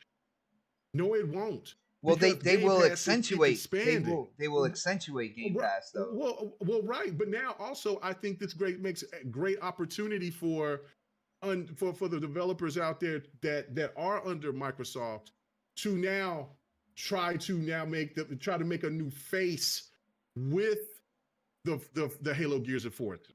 Will that be Hellblade? Will that be Hellblade? Will that be Perfect Dark? Will that be Fable? Will that be Will that be oh my goodness, a new Fallout? Will that be Outriders? Will that be something from In Exile? Will that be something, that game that's coming from Compulsion Games? What will it be that will be compiled with that? But the main factor that will be, that the main point or the highest tier for Xbox and what it's going to be known for is Game Pass. And of course, that scares the shit out of the industry because they're going to have to follow suit in some way, shape, or form. Nintendo don't, but everybody else that wants to get into the gaming space does. That makes me love Nintendo, just to see them as the odd duck. Yeah, It's like, yeah, we gotta Nintendo follow just doing any. what they want to do. We gotta follow any rules or parameters. we are the We're gonna sell you cardboard, and you're gonna buy it. We are the granddaddy here. We saved gaming after Atari's tobacco. Yeah, we're good. We're good. So to me, yeah, we're good. So that's the one, and we've taken the onslaught from PlayStation, from Sega, from Xbox, from anybody and everybody. We've had our down moments, we've had our up moments. Now we're going to just be content with who we are, and the gamers that love Nintendo accept that. Xbox got to find that. That's the one thing that Xbox, I thought at that one time with the 360, found their identity of who they are, but they lost it last gen. Even though I enjoyed the Xbox One, but now they're back to getting to that to where they were, the innovative, the creative, the something that people wouldn't even be expecting to see from in a gaming space. And Microsoft has done it again with this Game Pass shit. So that right there is amazing, and to make profit already at wherever, because I know that they ain't hit that 50 million mark where so many people were trying to talk about. So obviously this means that if it's at 30 and if it's at between 25 and 30 and they're making a profit right now, oh my God, wait till 2023 what that's going to look like, because then the first party is going to go up. So then that 3% might jump to 5 to 7%. You know what I'm saying? And then of course, let's see what they do on Black Friday. Are they going to sit there and just keep the prices the same, or are they going to really go balls to the wall and undercut Sony in any way, shape, or form and try to do a $199 or $230 Series S with I believe it was Bushido that said this, with a 3 month with 3 months of Game Pass. Could you imagine how that fly off the shelves? Ain't nobody gonna care about no damn first party day, because they know that the games are gonna be coming regardless. And all the games, you got close to 500 games in Game Pass already, bro. It's insane what that service. I've seen the potential, but I would be lying to you. I would be lying to you if I said, man, I seen this coming along. No, I did not see anything like this. This is monstrous. I invested in Game Pass early because I knew what it was going to grow to be. Like I was out there trying to tell people, and of course when I did it early, we were fighting a good fight. When I did it early, of course they had smaller games, they had 360 games in there, and people are like, well, why are you paying for that? And I'm like, just wait. They already said day and date. Their first party going in and day and date. And then the people that hate Xbox really started getting nervous after the ZeniMax deal, because now it's like, oh shit, like it started in 2018. That's when I knew that I said, oh, shit's about to get real. And we all talked about it, and I said, Xbox is playing for next gen. They're not. They conceded this gen. But this is the one crazy thing about it that makes it even more spectacular, because Phil said, before we leave this gen, you're right, we got our ass stomped out. Sony beat the brakes off our ass. But before I leave this last bullshit ass generation, I'm gonna give you something that you people said that I could not do, because y'all keep saying that I'm weak. I'm gonna give you the most powerful console of last gen, just because I can. So get ready for what's gonna go. So get ready for what's gonna come next gen. That's exactly what he did. The Series S, the Xbox One X is not even on sale anymore. That shit lasted for what, 2-3 years, and it's gone. You gotta go to a pawn shop or some shit to get it. I still got my Scorpio, bro. Oh, I got the One X right here on top of my PlayStation 4, and not disrespectfully, but just only because of the fact that I needed some room because I need to get some stuff done. But I'm going to move it off of the PlayStation. I got my Scorpio on display, bro. My Scorpio's on display. It don't work. But think about that. That's when I knew. I said, and I try to tell people about the Phil. Phil is not about being about is not as who Phil is a nice guy, but Phil is very competitive. And he said it. He told everybody, I am not going to concede having the weakest think ever. I'm not gonna do it anymore. I'm not gonna do it. And just because he could. Think about that, ladies and gentlemen. Because this man could. He said, I'm gonna make a console at the end of the generation to be more powerful than anything else out there. And just let you know. And still use Jaguar cores doing it. Still use the Jaguar cores doing it. Yeah. Did a cheap way to shout out to Kareem Kaltry and all them out there, man, making that beast ass console. Think about that for a second. So again, it's everything was formulated for this generation. It was, you know what I'm saying? It was true that the Xbox One was a beta tested situation, and a lot of people didn't understand the stuff that they were trying to do with the Xbox One. But the fact of it is that now they got their legs up under them. They're not on their knees no more. They're standing up strong. And in 2018, when they picked up Playground Games and Ninja Theory and Compulsion and the rest of them, in Exile, yeah. That Double Fine as well. Don't forget about Double Fine. Right. That's to let you know you had a Sony, but you fucked up. See, K Mega with those acquisitions, you let us live. See, I feel with those acquisitions that made people kind of look in their direction, like, oh shit. But when they bought ZeniMax, that's when the Xbox haters then they got really nervous because now there's all these studios under their first party. Go ahead. I think they got alert because they said, okay, now we got competition, but we still can play the game because we have the trump cards right here.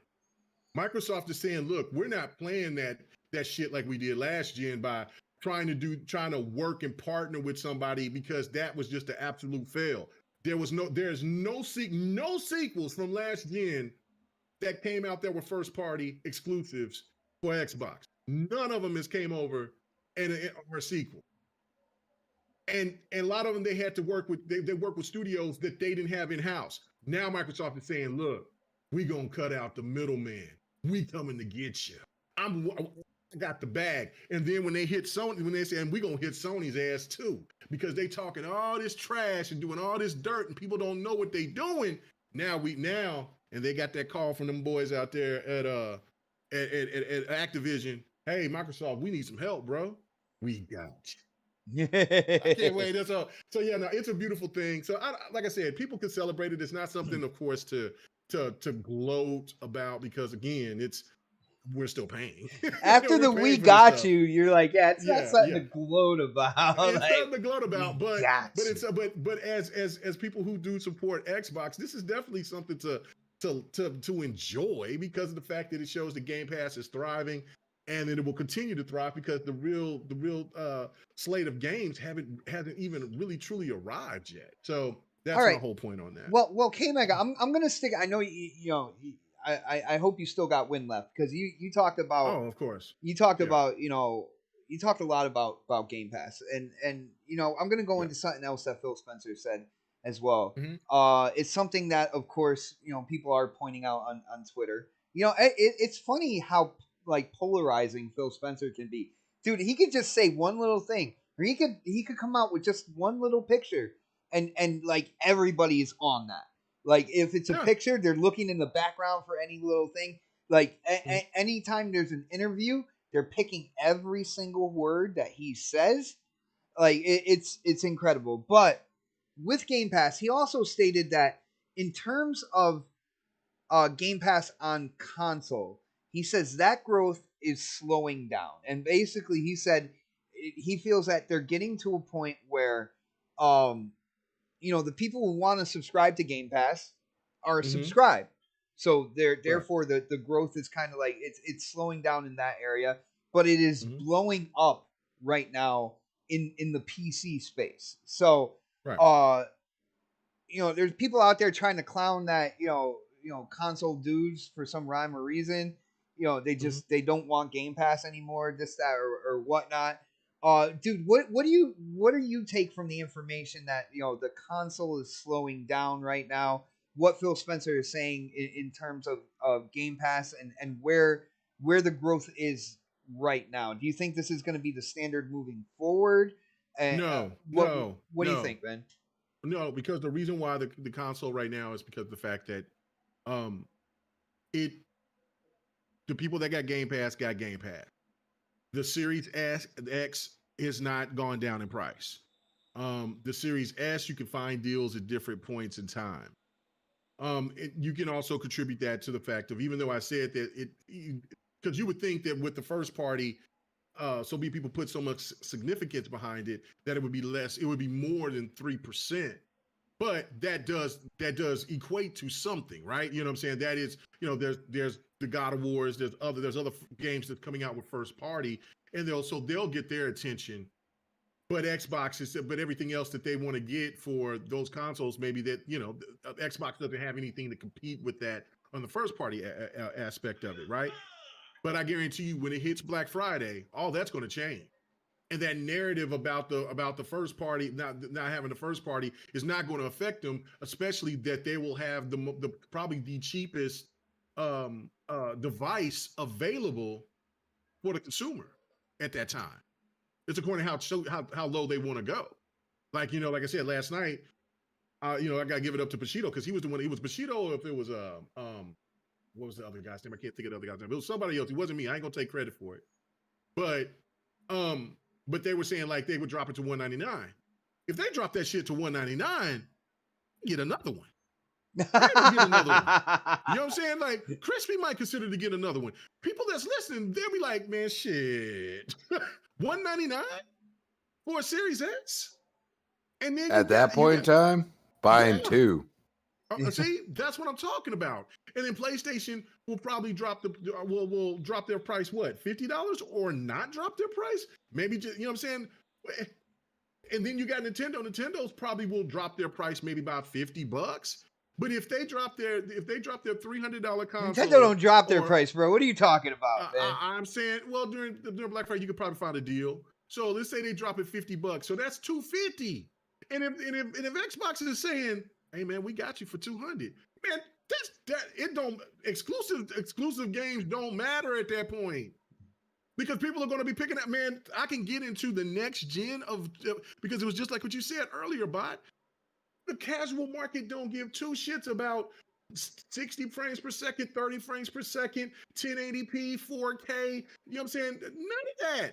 They just want to play their games the way that they want. They want to play their games how they want to play them, and they just want the shit to work. That's You it. know what another fallacy about the casual gaming market is, and let me hold on to that real quick, because I just want to hit this super chat, because K Mega, you're talking about it. It's about you, Sir X Man. He's back into the whole chat thing when it comes to it. So hitting up that super chat. Thank you so much, Sir X Man, for the support. He says basically, he says all K Mega does is preach truth and facts. Give him that. So he's Thank you, ladies and gentlemen. He's on everything you're saying right now, man. I appreciate that. Now, another fallacy when it comes to the quote unquote casual gamers is they only play this game or that game or that game. And what I want to say, the reason why that's a fallacy is up until recently they have never been given an option. There was PS Now, but that wasn't even advertised or anything on the PS4 going into the PS5. Up until now, they haven't really had that option of you're getting so many games for such a small set price per month.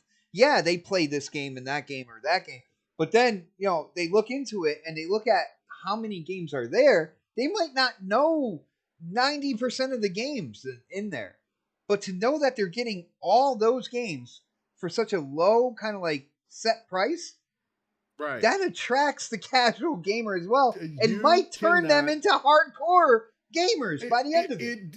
It definitely does. I was just listening to NPR today, and it was pretty spectacular because they were talking about it had nothing to do with like sales or anything like that, but it was basically about what kids between the ages of 8 and 11 play. And it was about their hand-eye coordination, their skills, their abilities, and like there was people that would always back in the 90s and stuff like that would in 80s would condemn video gaming to be something that was that would make kids stupider or that's I know that's not even a word, sorry, make them less educated, things like that. But then they've come and they've done this study, and it's like, look, when they play these fast twitchy games, they you know what I'm saying, there's their hand-eye coordination and also thinking quick on their feet. Yeah, thought process And quickens. yeah, the thought process is a lot more heightened. Now again, they were trying to compare that to like puzzle games, adventure games, and stuff like that. And so this person says, now we don't have full data on the differences, but I can tell you the fact of these kids, we did a study of over 3 million children. And the majority of those kids were not all about the story and puzzle games. They were about the Call of Duties and the multiplayer games. Those and racers and stuff like that. I just got finished listening to that a few hours ago when I was coming home. So I was like, yo, that's very interesting. So for you to say that, that's just telling you right there, if the kids between 8 and 11 are already having those thought processes about the games that they like to play, and then how many hours they put into it, the parents know what those kids want. And if those games are available for them on through Game Pass, a parent is going to be looking at their wallet like, yo, this is incredible. I'm going to do this. I've told like 3 or 4 parents last year when they were asking me which console to try to get for them, and I was like, what games do they like? And they were like, well, they like one was saying they liked God of War. The other one said that they liked Forza, whatever they called it. They called it what I used to call it, which was kind of funny to me. Forza. Forza, yeah. So, and I was like, oh, the racing game. That's like, yeah. And so I was like, well, and I told them about Game Pass, but I said, and then there were some kids some parents that asked me like, hey, where can I find a PlayStation? I Craig gave me some information, or somebody else gave me. I would tell them. And then they would come back to me and say, why you didn't tell me about that Xbox, that Series S thing, that white little box? I'm like, what are you talking about? Man, that shit is only $300. I ain't paying $500 Dude, you asked me about the PlayStation though, man. How was I supposed to tell you about Xbox? PlayStation? I didn't know. You know what I'm saying? So that tells, and these are people that were saying that, the kids were saying that they wanted a PlayStation. But then the parents was like, shit, if I could get this for $300 and then they got all these games, maybe that might coerce them to be all cool. And then later on their life, it's like, man, there's so many games in there. They got me gaming. And I ain't playing no games in this life. So just think about if Call of Duty ever do get into Game Pass. So that's why they're trying to buy that shit. That's why they're trying to stop. That's why they're trying to that's why Sony's trying to stop it. But that last point is just that it's important for people to really understand is that exclusives are important. I'm not trying to say that exclusives aren't, but value is going to win the day every time. When somebody, and it's one thing I said about, look, when you look and you see the opportunity at Black Friday to where you can get maybe 2 to 3 games, or you can get God of War for $70, the majority of people will go get those 2 or 3 games because they find more value into that. There will be people that will pick up God of War. God of War will sell well. But to me, and if I'm wrong, I will definitely eat crow. But I feel like God of War is not going to sell, is not going to hit gangbusters like people are thinking they would. Like instead of them putting that game out there during tax time when it just makes more sense. You're going to get, you know what I'm saying, where there are not going to be as many deals as there are going to be on Black Friday. And that's what I'm saying. Like value is just so important with people, especially now in this day and age. Well, I think when it comes to the holiday time, yeah, money is to be made. But the biggest thing, because you're talking about, Black Friday, all the sales, we got to say God of War, is definitely rolled up in there somewhere. So people are getting them at a discount. I think when it comes to the holidays in traditional format, I think it's about units sold at that point in time. They won't necessarily talk about money made, but they'll talk about, oh, like 2 million within like the first month or something like that. It's more about that than just grossing money at that point in time, in my opinion. Shout out to you, K Mega, for deleting that. Tinker is Oh yeah. Tinder. The Tinder hot XYZ is back. Yeah, man. Hot. Hot. What tender. We've made it. Nice. Let's get everybody else in on this. So Pred's really quiet on this, man. So let's Fred's I'm watching waiting my turn. football. Pred. I'm waiting my turn. Hear that, Crispy? He's waiting his turn now, Crispy. Ooh. Yeah. He's pulling his cock out. Go fuck I'm not an yourself. instigator. I am not an instigator, though, yo. This is a certified cum zone. Yo, shout out to Welcome Sir to- X-Man. Shout out to Sir X-Man hitting that super chat one more time. He says, Game Pass is trash. PlayStation Magazine. Did they release that? That would be funny if they actually, that's what they put in there. That is funny if they said that. Yeah. That's crazy. But Pred, Somebody go look it up. So Pred, I know you game on PC as well as Xbox. So you hear Phil Spencer coming up and he's saying that, the growth is it's leveling out a little bit more. There's not as much growth in the console space when it comes to Game Pass as opposed to the PC space where basically he's claiming it's blowing up right now. What are your thoughts on this, brother? Sorry, say that again. That's sidetrack or something.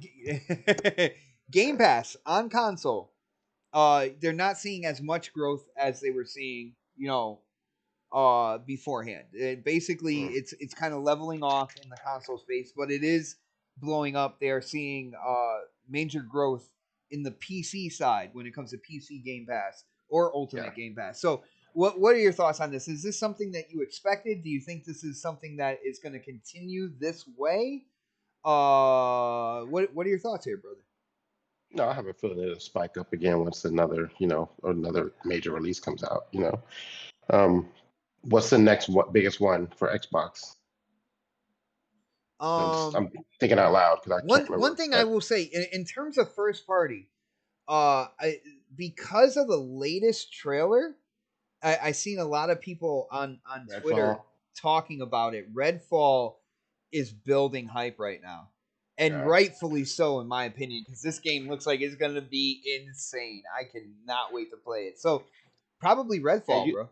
There's nothing. I mean, like maybe there was a spike when Halo came out, and then it probably died off. It's just like when you look at player bases, like when Destiny drops a new new DLC expansion. Yeah, everybody's playing. It Everybody's becomes playing. number one everywhere. It becomes number one And everywhere. And then after a couple of weeks, it just dies off. It's the same thing. There's no new releases out. There hasn't been any new releases out really since Forza and Halo, and so people jumped on then, and then they kind of tapered off a little bit. So the next big exclusive that comes out, then people will jump back on again. They'll redo, like they might just be. It's okay if you just want to do it for 1 month to play a game and to get out. I mean, that's fine. But they got you. You know what I'm saying? So you'll come back when something else comes out, or some new DLC comes out, or something else, some new maps come out. You'll be something back. like that. So, They always come back. yeah, because then now they got you in the ecosystem. You don't have to stay. It's like some people. I do this with TV. Like Game of Thrones came out. Guess who got HBO Max? I did. But once once the Game of Thrones is over with, that subscription is dead. So I'll come back when something else comes on HBO. Like right now, I have Amazon Prime. I never had Prime before. I'm watching it because I want to watch football. So I'll watch it once the football season's in, and once the season's over, bye. I mean, I don't really watch all their shows. So it's like, unless the only side part of that is every now and then you'll see something that you're interested in, and it may make you stay a little bit longer than you planned on. But for the most part, I don't think it's just like, I think that trend that you see, the up and down trend, is going to be normal. They can kind of predict. Somebody out there that's smarter than me is going to predict, okay, well, we should gain this many subs when this game comes out, or when, like, here's a perfect example. When what's the space game coming out? like next year, I think. Starfield. Oh, Starfield. Starfield comes out. You don't think those subscriptions are gonna fucking skyrocket when that game comes out for both PC and fucking Xbox? I Oh, mean, yeah. yeah. So like, I mean, I think this right now is just a dead period. You know, there's nothing really coming out. It's gonna make people want to sub to it, and so I mean, it's just so we got what we got. Okay, I got you, man. And again, when it comes down to it, yo, shout out to Albert G, guys. Albert's back. Albert's back. This is Let me block him amazing. real quick. Hold on. He's magical. Albert, can you believe what's going on with Game Pass without the majority of first party games? Like we had Redfall and Starfield delayed. We had kind of like timed it Game Pass kind of like games like Stalker 2 and Atomic Heart delayed, and Xbox is still making money off of that. Albert, what happened to like the $1 deals and stuff? And how Microsoft and Xbox were going to take a loss with Game Pass to undercut the industry and to force other companies out of the industry. What happened to all that, bro? You got this question, but I don't think you're asking the right questions, Albert. And by the way, Albert, good to see you in the chat again, brother. Yo, Crispy, dude, what do you think about the whole kind of like Game Pass console subs kind of like leveling out? They're not seeing as much growth there, but they're seeing it in the PC side of things. What are your thoughts on this, brother? Wait, so there are PlayStation gamers that are playing Xbox games on PC, kind of like, Xbox gamers playing PlayStation games on PC. Oh, that's interesting. Oh, wait, you're yelling at each other and you have no argument? Oh, hello world. How are you today? How about shut the fuck up? How about that? It's one of those crazy things that you look at what Xbox has been doing for a while now. Crossplay. Everybody remember that whole argument? Remember? And guess what? If a developer wants to do crossplay on PlayStation right now, they are charged monies. Okay, lots of monies. All right? Because PlayStation doesn't see the full realm of the spectrum. That you allow people to do what the hell they want, when they want, and guess what? You will still make money. And that's where the revenue and, a slight downturn. It's like, I'm sorry, but I've been one of them people that are like, where's the first party content, Xbox? Where is it? The year has sucked. Horrible. One of the worst years I've seen from Xbox. Actually, the beginning of the Xbox One generation was far better than this. That is terrible to say. So you better bring it next year, or I'm gonna have a problem. But then all of a sudden you grab a third-party deal, which you've been like relishing for years now with A Plague's Tale. And I might not be playing it, but guess who's playing it? My girlfriend. And she loves the shit out of it. And that's where I go and say, PlayStation gamers, this is right up your alley. Does she love the sequel as well? Like as much as the first She one? loves both. Okay. She has had more trouble with the sequel, but she has pushed through it. And now she's just enjoying the shit out of the game. She had this one part where it was driving her nuts. And I had to, because I do feel like, these games have this formula that was brought back in the Ubisoft days when the original Assassin's Creed came out, and everybody's trying to copy it in some way, shape, or form still to this day. And that's what I'm watching on the screen. I might not be playing it, but I'm literally watching the same screen she is. And the game looks gorgeous. And that's supposed to be the biggest thing for these PlayStation gamers. Yet I see none of them talking about how gorgeous I saw you on the Twitter game looks. And they don't say that it looks bad either, which is smart, because that would be really, really dumb if you said that this game does not look good, because it looks incredible. the realism aspect, even like the way the rats run on my Series X. Not going to say that it runs the same on all these other consoles or even a PC, but the point is like, dude, like visual wise, if you have a decent product like a Series X or something like that, if you're a huge PC gamer, guess what? It's there too. It's also on PlayStation. And apparently, I just saw revenue that, they made a ton of money off of selling on PlayStation. And they made like nothing on Game Pass. They made like 10%, but it's like nobody buys anything. No, we were just waiting for this. We deserve this. I'm sorry. You can't argue with this. We have been waiting for something. And there you go. Like, this is the reason why I subscribed to Game Pass. Okay? And you could hate it, or you could say, I get it. Like, you're paying that subscription. I expect this. So why am I going to purchase it outright? I'm going to play it. Maybe they bring out some kind of DLC. You know what I'm saying? This is where I say you have to ride that line. And single player content, you say, okay, $20 if you're a Game Pass subscriber, $30, $40 if you're not. You know what I mean? And they're probably going to do that because I see it coming. They better it's not slowly change it but up surely. like that. But there's They certain. better not do anything like that. That'd be insane, yeah. They're gonna do it. You did it. You bought the Hot Wheels, didn't you? Yeah. No, I did. Okay, I did. they're gonna do it. Motherfucker.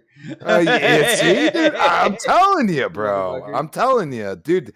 But they're gonna ride that fine line. There's gonna be a fine line, and they're going to get hate at times, and they know that. But if they pivot, they don't sit there and waver and say, oh, well, we're still making a ton of money. No. Let's listen to the consumer. They don't like it. Let's change it. And I think that's the difference between Sony and Microsoft right now. Nintendo, I will tell you right now, and it came, you brought this up. You kind of didn't like smash into it, but Nintendo has exclusive IP that is multiplayer centric. Splatoon, Smash Brothers. You can go to at least 4 or 5 games. You have nothing on the Sony side right now.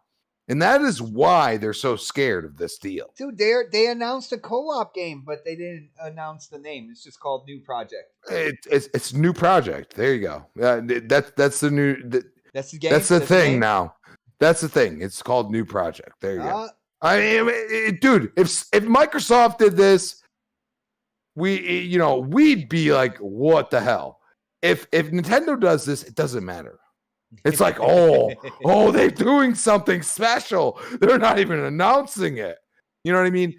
But Sony at this point, they're caught in this crux where they're like, we have the capability, because if anybody's ever played MAG, basically, your entire Battlefield system was based off of Zipper Interactive's MAG, okay, which was after SOCOM. I think it was SOCOM 3, if I'm not mistaken, and they came out with MAG. And it was originally like 50 on 50 or something like that, somewhere around there. Something ridiculous. And it was like the majority of the players were dial-up, which was insane. Like it was so bad running that you just wanted to play it to jump into some kind of vehicle or something like that. And then you'd get in there and then nothing would happen. But we were like, oh, I could play against people. That was the point. We're in a different realm now. Now it's not about that. It is about, what experience are you given within that playing against people? And I don't see Sony doing anything. I mean, Crispy, how many times do I have to tell you? They have games as a service games coming. All right, we have been waiting. For the first party that's just like your Hellblade 2s. That's just like that's coming too, man. And it's coming. Guess what? We coming. Still have games that are multiplayer bot. There's a difference. We have games that are single player that you can look forward to, but also we already have the games that are multiplayer. And unfortunately for Sony at this point, they are looking at this and saying, we are not going to make the microtransaction revenue. We are not going to make anything. We are going to re-release a freaking remaster and get money from something that we already developed. And wait, you are going to. What'd you call it? What? Remasker. A remasker. I thought you. Okay. I thought you said remassacre. Oh, well, damn. I mean, it is getting close to Halloween, so why the frick not? But this is where I'm like, they are so far behind in this aspect, even though they were ahead when I was playing PlayStation, that I go and say, what are you doing? And the worst part is the negative PR, and I think this is helped Xbox from Sony doing all these egregious things. I mean, I have never seen a console raised after 2 years after being out. I've never seen that. And I've been through a recession in 2008 as well. They won't call this a recession, but I'm pretty sure it is. I'm just saying. So you're going to go and raise the price $50.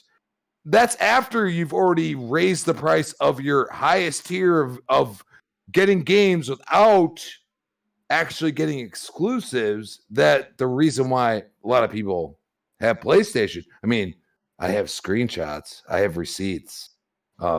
Exclusives matter, and I don't disagree with that. But why are you touting for an $18 subscription service that has no exclusives? Excuse me?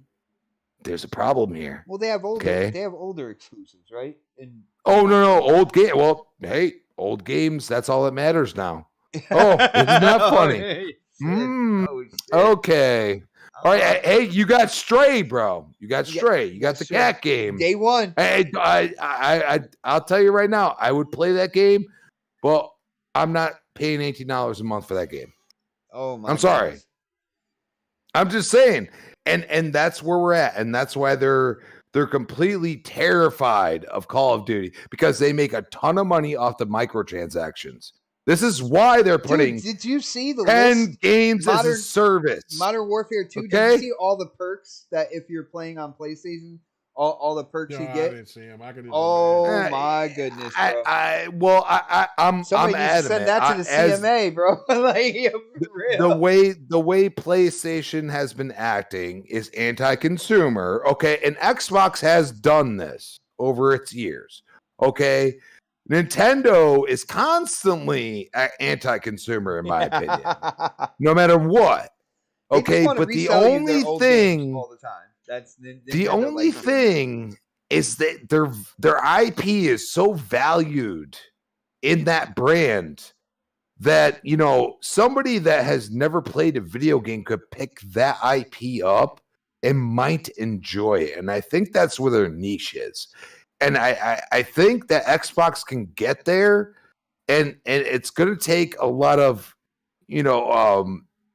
just investment, and they're doing that. To get into what I mean? Nintendo side of things, like, dude, I remember on when it came to the Wii U, dude, they were selling more of a first party game, more units of a first party game than they had Wii U's out there. Like the Wii. No, that's the Switch too. I believe it was Zelda. Dude, it'll take a lot to get to that level where like they're selling more software than hardware that's out there to begin with. Like, I mean, they're the darling, dude. They were done. Like, I have articles that I've screenshotted where Nintendo was done. Like, Sony killed them. It wasn't Xbox. Xbox was freaking not even third place technically. Like, if you go off of revenue, they were freaking like below the top 10. You know what I mean? Like, they were nothing.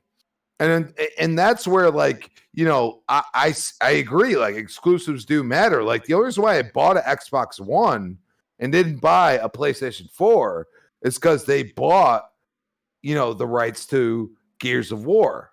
And then they started the Gears of War Ultimate Edition. They announced it, and they said, we're redoing Gears of War 1. And at that point in time, I bought the console and I got 2 free games, and I got Arkham Knight, and I think it was like the Madden that year or whatever it may be. And they were like, okay, you can choose from 10 games. Like, and they're starting to do that shit right now. Like, you could sit here and say whatever you want, but you can get a Series S with Modern Warfare 2 free. You can't do that with PlayStation. They can put it on the box, but they're not giving you the game for free. Anybody calling that out? Nah, don't matter. Come on. All right, bro. Real quick, yo, shout out to Sir X-Man one more time with the super chat. He says, I can play my old games on Xbox. Thanks, Microsoft. I kind of figured how he would say that. Fallout 4, bro. Bethesda, bro. Like, you see? I tried to say it how he would say it in an Xbox Live party. I hope I did it justice. He would start off slow. I can play my old games on an Xbox. And then real quick, thanks, Microsoft.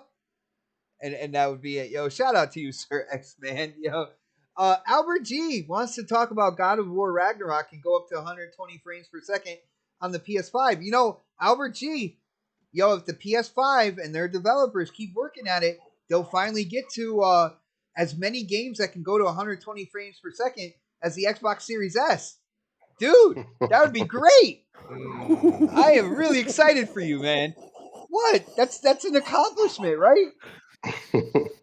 I feel like I should put the bomb that I have on you right there. That was good. That was too bad he doesn't have a 120 frame per second TV. Dude, yo, Albert, do you have a 120 frame per second television? He's about to throw out some Sony thing he's looking up right now on the internet. Well, all right, now check this out.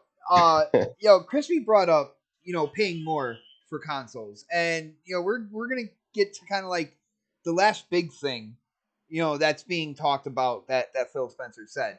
And of course, there's a lot of controversy around it. This is probably the main event topic. This is a topic that, when people saw Show Me the Money, this is probably what they thought. Okay, so in this interview, Phil Spencer came out, and I'm just gonna read a couple direct quotes. He says, and I'm reading Tom Warren's tweet here. He says, Phil Spencer hints at the future, at future Game Pass or console price increases.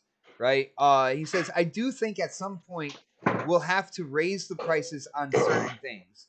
But going into the holiday, we thought it was important to maintain the prices. He says, we've held price on our console. We've held price on games and our subscription.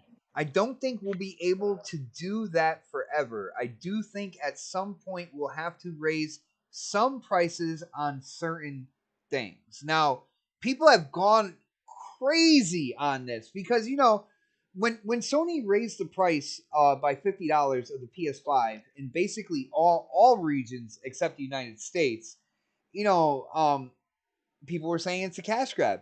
You never heard about them, you never heard about any company raising the price of their console 2 years after the launch of said console. They said it was due to inflation. Now you got Phil Spencer coming out and saying, we've held the price of the console, we've held the price of the games and our subscription. He says, I don't think we could do that forever. He said through the holidays everything's going to stay the same, but he says I don't think we're going to do that forever. Again, he says I think at some point we're going to have to raise the prices on certain things. Now, I just want to let people know my thoughts on that real quick. In terms of certain things, I have been on record from the beginning, ever since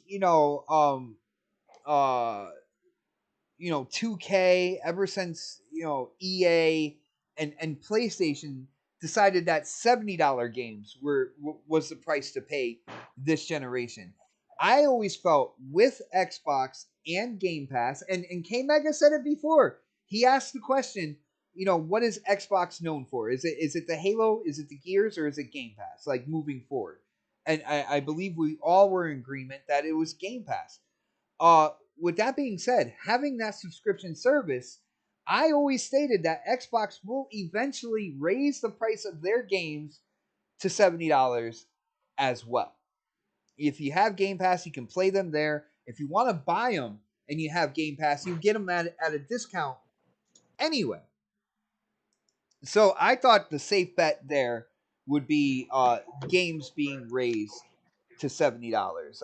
I do think that Game Pass will also get a raise in price.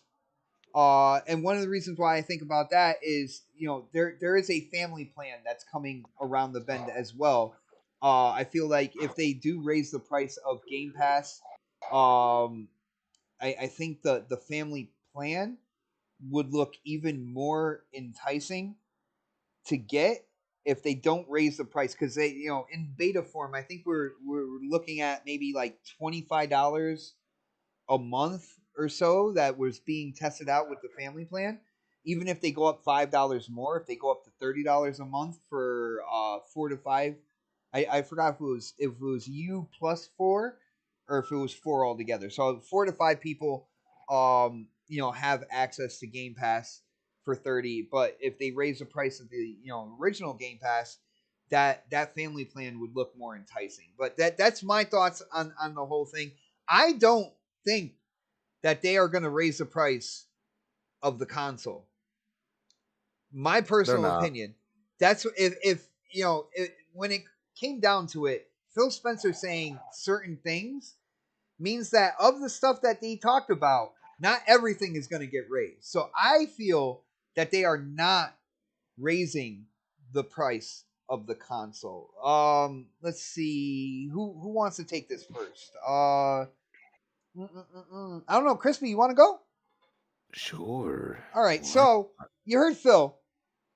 They've held the price of console subscription games. They're going to do that through the holidays. But he said in the future, they're going to have to raise the prices of certain things. What do you think those certain things are?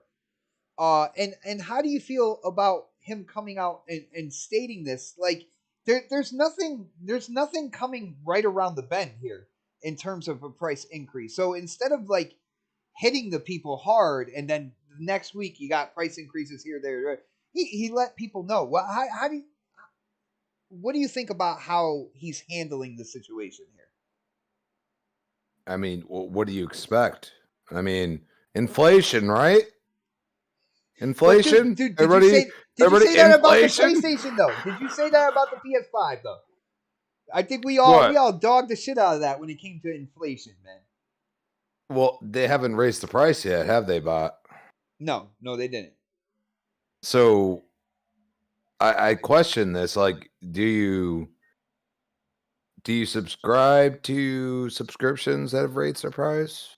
Because, I mean, I'm sorry, but I started out on Netflix at $8, and now it's what, 15?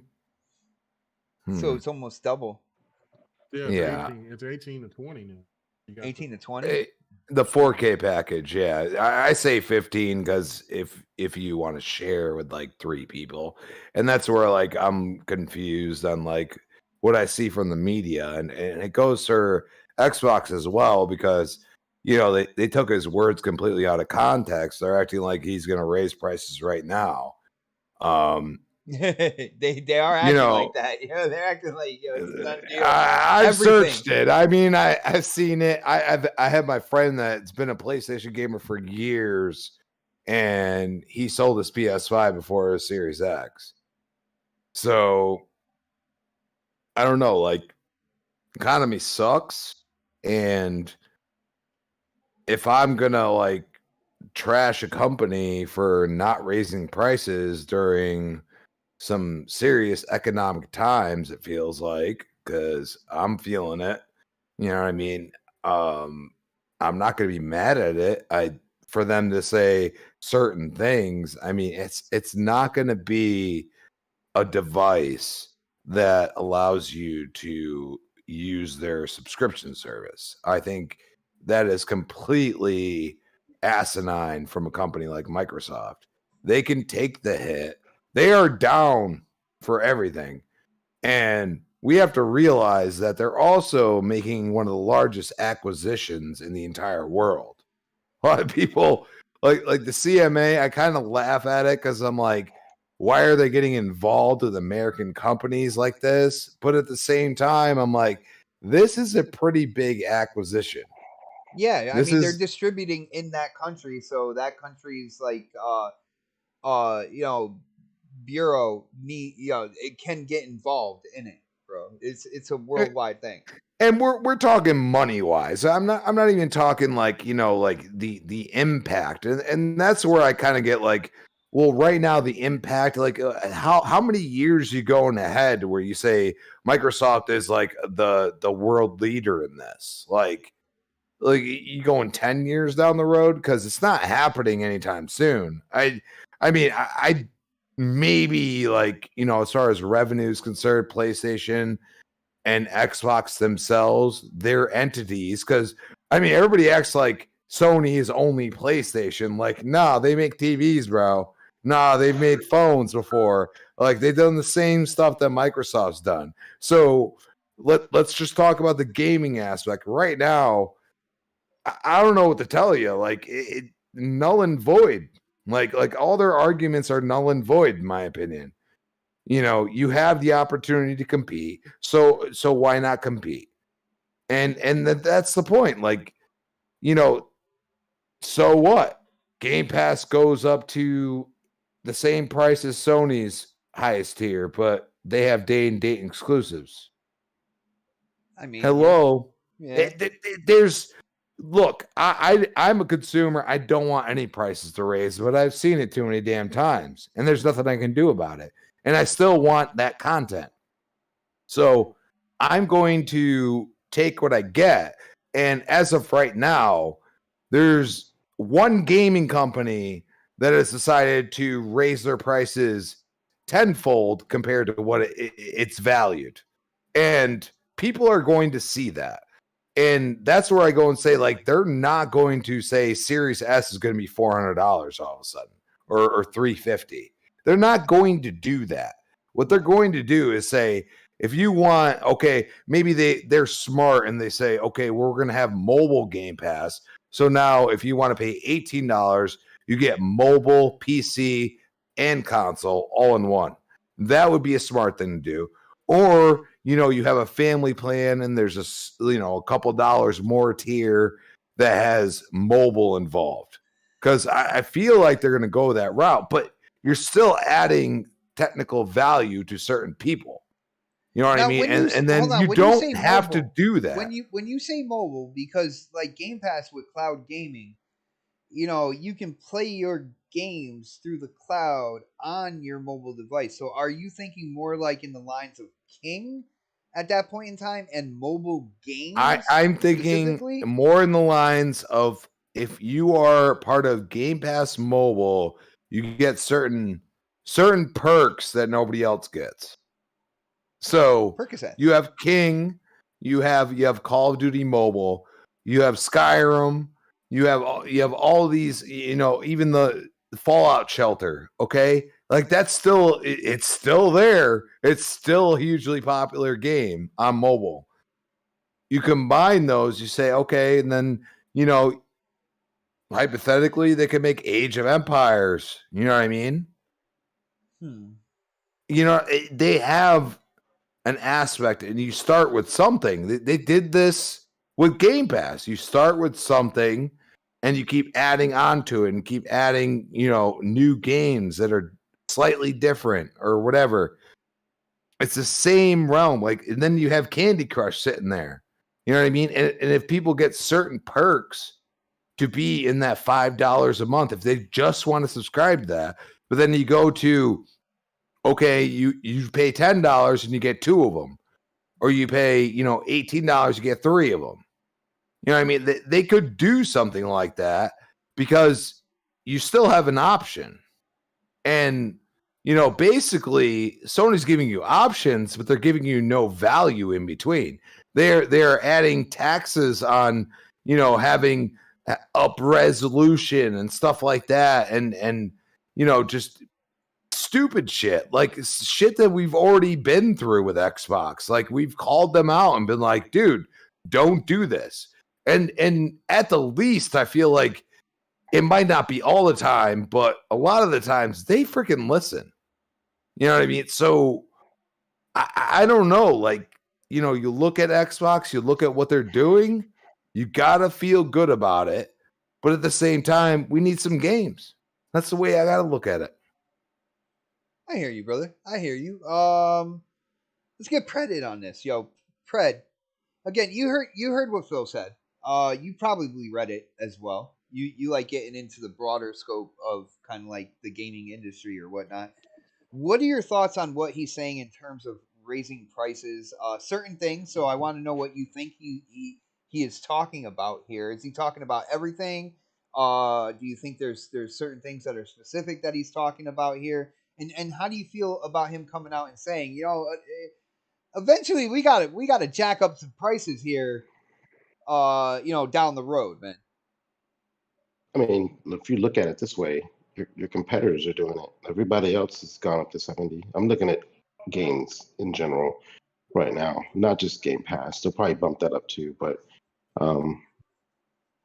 if everybody else is doing it and people are still buying those games, obviously it's okay, right? So why wouldn't they? I mean, like, if Sony was the only one doing it, then, but everybody else was sticking it with $59, $60, right? Then I could see them fighting a good fight and staying where they're at. But you got Sony, you got EA, you got Activision. I think Activision's doing it. You know, everybody's pushing $70. So why wouldn't they? Now, the one thing I never agreed with was like, why are we spending more for physical content versus digital? But if people are gonna pay it, then I mean, yo, Pred, someone's I always scratch my head on that. Like, you know, there's no manufacturing or anything in digital content. Yeah. Why is it the same price as Yeah, and physical? I mean, maybe they can kind of come to some compromise with that. But I mean, like, at the end of the day, if everyone else is doing it and no one's complaining about it, why the hell wouldn't they do it? Because I mean, like, to me, it just seems like everyone's accepting it. So at this point, you know, they tried to raise prices with Game Pass recently, like earlier in the year, and we all came in pitchforks, right? No, And Xbox they Live. changed it, It was Xbox Live. Xbox Live, Yeah. and we all came with pitchforks and and tar and feathered them and stuff, and they changed their stance on that. But I don't remember seeing that with the $70 thing, you know. So I would say that's probably going to be the easiest sell for them. And then, of course, Game Pass will go up too. I think they'll eventually do it. I think someone mentioned this. I think it was Google Poe, however you say his name. He mentioned it when when that deal gets done with Activision, they'll go up. I think they'll do it slightly after that deal when they start getting ready to get the slew of games that's coming out next year. That'd be the perfect time to raise prices of Game Pass because everybody's going to want it.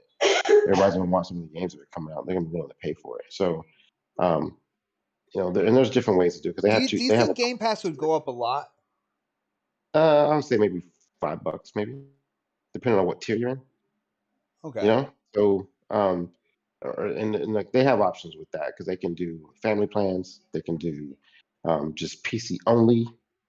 They can do because like I mean, the PC Xbox bundle. You know, they have options with that. So, well, they can say, okay, if you're just only going to have one console, we can only charge you, I don't know, $8 a month or something. And then if you're going to do 3 consoles, we'll charge you $15 a month. If you're going to do a console and PC, we'll charge you $12 a month. They have options where they can kind of skew it and make it more, I guess, more practical for some people. Because like if I'm only playing with me and my daughter and my PC, I don't need 3 other codes, 3 other people on my account. So maybe save me, I don't know, $5, by just keeping it a little bit cheaper for me. But and then you have like this.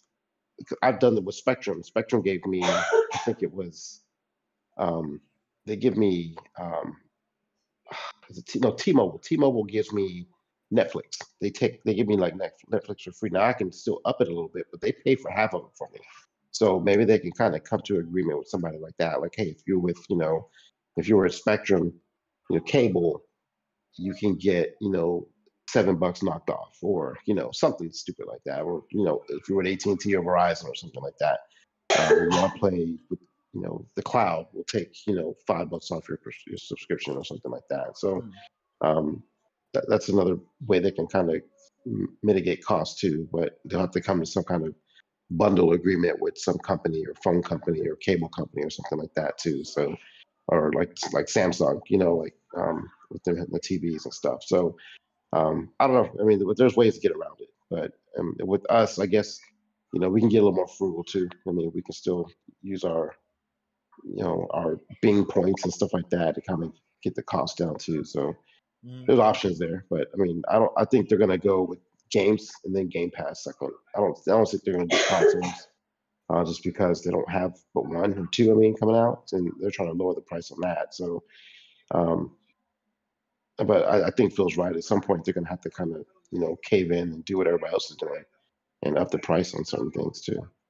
Okay, and what do you think about consoles? Again, PS5 in every other region besides the United States went up $50, and then in the United States, I mean, if you look at it, they're pushing uh Horizon Forbidden West Bundles. bundle. You know what I'm saying? So that's automatically more money than just the standalone PS5. Do you?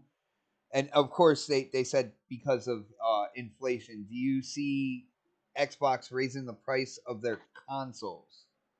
No, I can see them raising the price of other stuff like their controllers, maybe not the console, because I mean, like it's hard enough to find them in some places. So Hmm. in the Series S, I can get anywhere. I can see that. I see that in a lot of places now. But they're with them talking about trying to lower the price of that, I don't see what the point would be to raise the price of the Series X. Um, just, if anything, they'll just keep it the same. I don't think the consoles. Now, again, if they come out with a cut like another version, like they use a mid-gen refresh or something like that, then maybe they'll up the price of that. Dude, But yeah, I was thinking that when it comes like time for the mid gen refresh, but I was actually on the opposite of that, because now, like, the consoles that we have now would be the quote unquote older versions, and maybe uh raise the price of that more powerful kind of like refresh instead. Is that what you're trying to say? well, yeah, like the refresh, like say they come out with a Series X dash two or some shit like that, and they put some other components in there. Like typically, it will usually be the same price, or but maybe they'll up it to $50 because it does something different. I don't know. I mean, usually Series mid-gen Xier. refreshes. Call it Huh? Xbox sexier. Sexy box. Um, yeah, I could see them raising that price up a little bit, but I mean, but we haven't seen that. And even if they did that, that's not something they're going to get immediately. It's like some of the immediate things they can do is raise the price of games and raise the price of subscription services. And then you got the controllers they sell and stuff like that. Um, so they'll have those options there. So I mean, but I don't think Microsoft is worried about money right now. I think as long as they can get more people in the subscription service, they'll probably be okay to maintain what they got right now. But I do see them raising at some point in time when it's like Crispy was saying, like Netflix. It's just doubled since you got it, and I kind of expect that this will double as well at some point.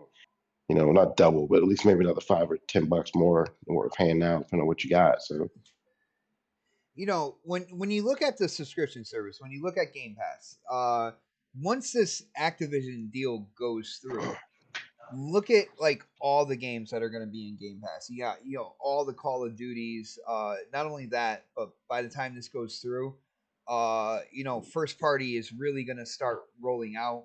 I told people, in terms of like next year, I know Starfield, Redfall. I believe Avowed's coming out next year as well. Forza Motorsport. You see everything kind of like happening on Xbox's side right there. It's inevitable with the amount of content in Game Pass that it wasn't going to stay this price. I don't think. Yeah, I don't remember, and I'm pretty sure there are people out there. Maybe not necessarily people like I deal with on a daily basis, but I don't remember anybody saying like, "Oh no, it's gonna be $10 a month for its entire life." You know what I'm saying? Like anytime Yeah. people are like, eventually the price is gonna be raised. All I ever said is it's not raised now. It's the same price now. Like you know I'll deal with that bridge when we got to cross it. You know what I'm saying? But I Yeah. don't think they're gonna go crazy. Again, they got the family plan that they are testing out in certain regions as well. So I still feel like it's gonna be a deal. And damn, what kind of a deal? Especially for the people out there that get into Call of Duty. Because I have friends that are into Call of Duty, and it's not just the newest Call of Duty either. Like they go back and they play other ones that they love. You know what I'm saying? They go back and play older Mm-hmm. ones, and the servers are still active. There's still active population in so many older Call of Duties. To have all of those in Game Pass as well when the deal goes through, I mean that's insane right there. Like you look at it and it's like, yeah, it's inevitable at some point in time that price is gonna increase. Like I already knew that was gonna happen at some point. I don't think it's gonna go up crazy though. But let's get K Mega in on this now. Mega, I don't know if you're really into this topic and you were just waiting to get in on it, but you heard what Phil said, all right, and of course you've probably seen it all over Twitter. People using it for any kind of fuel that they can. Even trying to use it to kind of like defend PlayStation raising the price of their consoles in all these other regions, even though Phil didn't necessarily say console. So what do you think he's talking about in terms of raising the price? Do you think it's straight across the board? Do you think it's certain things? And what do you think about his approach here? I think Letting it. people know that it's going to happen eventually. Yeah, no, I've said it. And I believe you've said it that it's eventually going to happen, and it's just the nature of the beast. Um, but it's what we've also said is Game Pass is the kind of like the antidote, and it kind of it's not a kind of to it, but it forces gamers to make a decision on the content because what we see right now, if anything, if there's an indication of what we see in 2023 is going to be pretty much the future of how games are going to drop in a year, then there's no choice but services to be everywhere because there's just too many games to get your hands on. Like, you might get an increase of people buying maybe 3 or 4 games a year, but you're still not going to have people buying games on the having a national average of people buying games like the hardcore like us do. They're just not going to do that, and especially at $70 a clip, it's just not going to happen. Um, the one thing that I feel that I think that it could happen next year for sure. That's one of the reasons why they're trying to see where the sweet spot is with the family plan. Mm-hmm. Because that will give you more savings. And Crispy, I hate to say this to you, but bro, that's going to probably be the next step too. Is going to be that's probably going to be the new resurrection of Xbox Live is going to be the cheapest service with ads kind of thing. I think that's what Xbox Live is going to change into. Is going to be integrated into Game Pass, but be that lowest tier.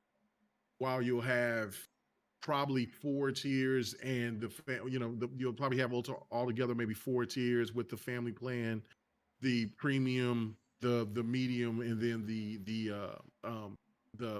the low end version to where because you're going to have people that's going to give two shits about no ads. I see people do it all the time. Like, I don't know how many um subscriptions me and my wife have. Because she watches way more television than I do. I think she got maybe 7 or 8, and but like for Peacock, no, she don't pay for Peacock. So she just let the ad play. So it's so and then maybe for another one, but anything else, I don't see no ads. I just see like Hulu and all that stuff. No, we pay for all that. So um, so to me, it's the nature of the beast. I'm still going to find my ways not to pay $70 for games because I have the access to rewards. I will pay. I will pay. My thing for me is that I'm gonna continue to keep paying up on Game Pass for years. So anytime that there's any type of inflation, you know what I'm saying, hopefully that the inflation, you know what I'm saying, that will subside by the time that my plan goes up, because my plan right now will officially go up March of next year. I'll make sure that I'm going to have another 2-3 years up before then. So um I don't, you know what I'm saying? To me, I think that counteracts it as well. If I have enough points, I can use that to go to add on to extend to get the max. So therefore I can still have the value of, you know, for the games to come out. And then also this is kind of, and then like they'll have slick ways of enticing people to still pay for games. Um, that's not seven. That's going to be $70, but paying around 60, still paying 60. You see what I'm saying, or 50. It, like how, and I think that the very first test was Forza, because I thought that was a fantastic deal. Okay, I'm getting the premium edition for how much it was, like $40. So $43. yeah, it was $43, and you got the premium edition. If they do that with the majority of their games going for, you know, that's going to be a no brainer. And then of course people can use their rewards. You know, some people can wait. You know, I think that really what it boils down to is, of course, that you still have options, and that's what's probably going to be the most important, because you'll have people that still say that they want their games to be, you know, they want to feel like they own their games. They don't want to get games through a service or anything for that nature, and there'll be people that'll pay the $70. I will finagle and work until it just ain't going to work no more. So um, I just look at it from that standpoint, but I feel like that when you see the mid, it can happen next year for sure. But I feel like that the stuff that we've been seeing about those mid-gen refreshes, I think that that's definitely the possibility of when the prices will go up. And then so when the next mid refresh, that might be $50 to $100 more, because I don't see the S ever going up. I don't see the Series X going up. So it has to be another console that's going to be at a higher price than the previous ones, because consoles depreciate over time. They never raise up in price.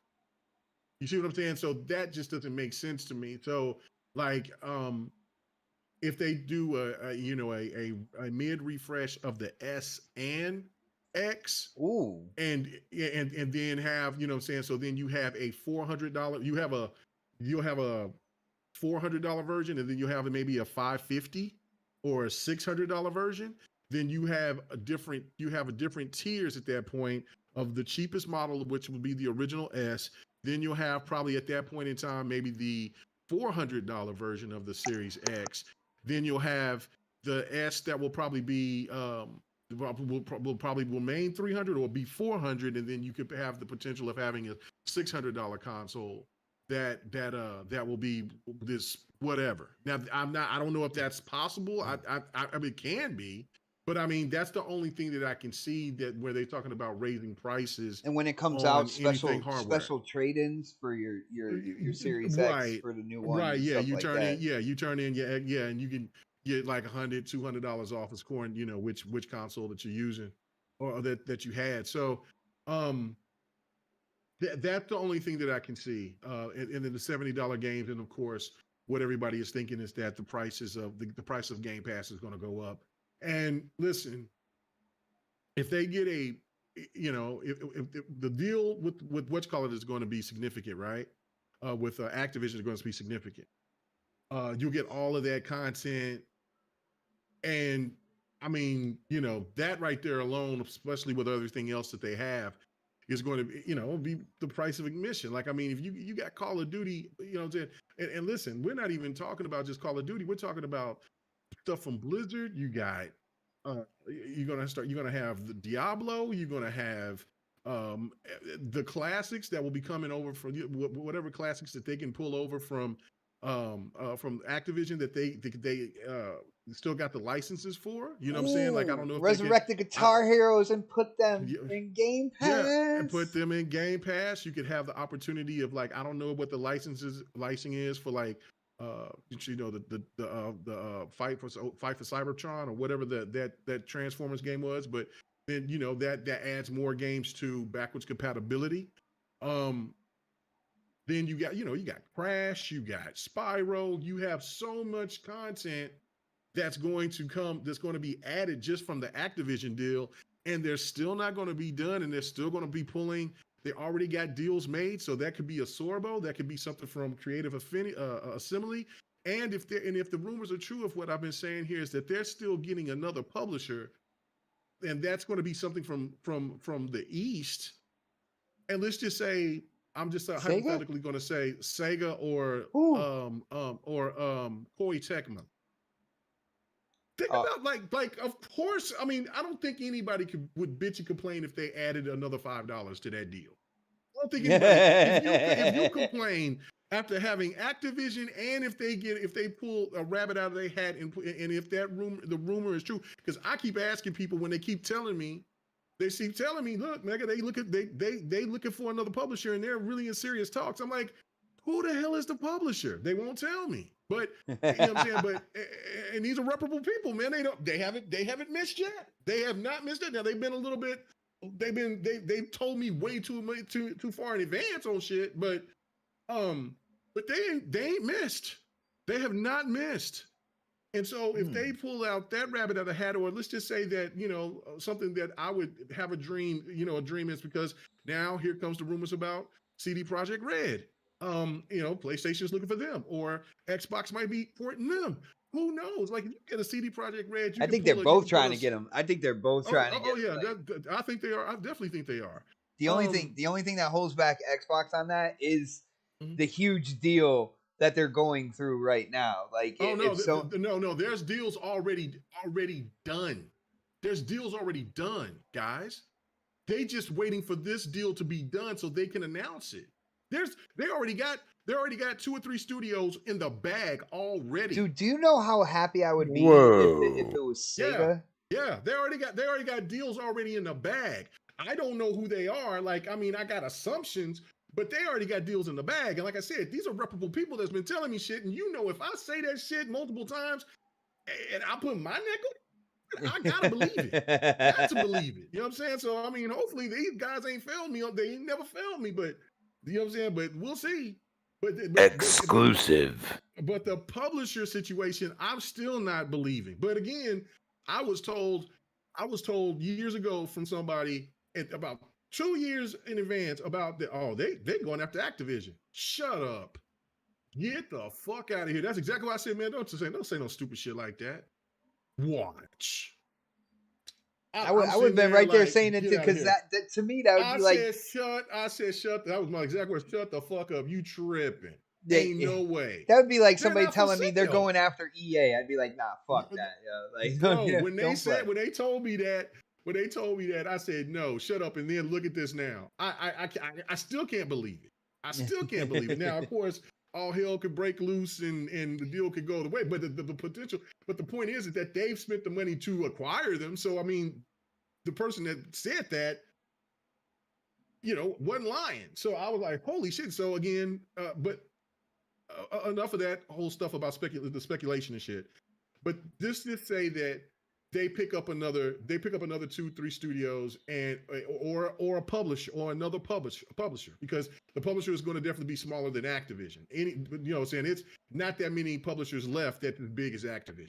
So if they pick up another publisher and they charge $5 extra, who really in their right mind are going to complain about that? I mean, really, honestly, I know that you cheap as hell. You cheap as hell, bro. Thank you. But I wear that badge, okay, brother. I wear that badge. You know what I'm saying? Rich people are frugal. So I mean, shit. You know what I'm saying? That's why I'm not rich. I'm not frugal. But anyway, I'm an idiot.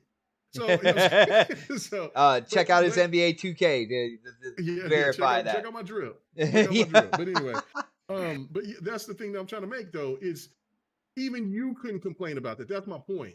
Nobody in this panel, nobody that's listening would complain about that. If PlayStation picked up, in which they will pick up some more studios, I just don't know who it's going to be. It could be CD Projekt Red. That would be a great get. They might snag that. They might snag. You know what I'm saying? And then you say you pick up a Square Enix. That's a good ass haul. Of course, now you got Bungie, you got the police, you got this. Now that's what's going on, right? That's what's up. I love their deal with Bungie because I'm guaranteed Yeah. to still play Destiny and whatever games they ever come out with on my Xbox still. Like, I love their deal. I'm like, yeah, go ahead. Yeah, I know. So I mean, again, that's just the price. The price is definitely going to go up if all those things that I was told was true. Like, I mean, and I wouldn't complain one bit, because you look at that, and then again, you know, that's just not going to kick in until probably 6 months to a year after these final deals are done, because that gives you plenty of time to make sure that you can budget for it. You know what I'm saying? It's not going to be instant. I don't think so anyway. So that gives people time to put that in a budget, and then you're golden, because you can set it up to where you can have it for multiple years, or you can plan it out to where you can get as many points as you possibly can, so you can pay it each month through your rewards. Yeah, now check this out. First off, I want to give a shout out to Ham Solo. What is up, brother? It is good to see you in the chat. The realest one says that he thinks game prices will go to 70 before Game Pass goes up, and I agree with that. I definitely agree with that. I agree with that. One thing I want to throw out to you guys. Now, Mega, if I'm clear on this, you're not saying that, you know, whatever prices Phil Spencer is talking about would go up next year, but I do know, you know, rest of the panel definitely was saying like next year. This is something I will predict.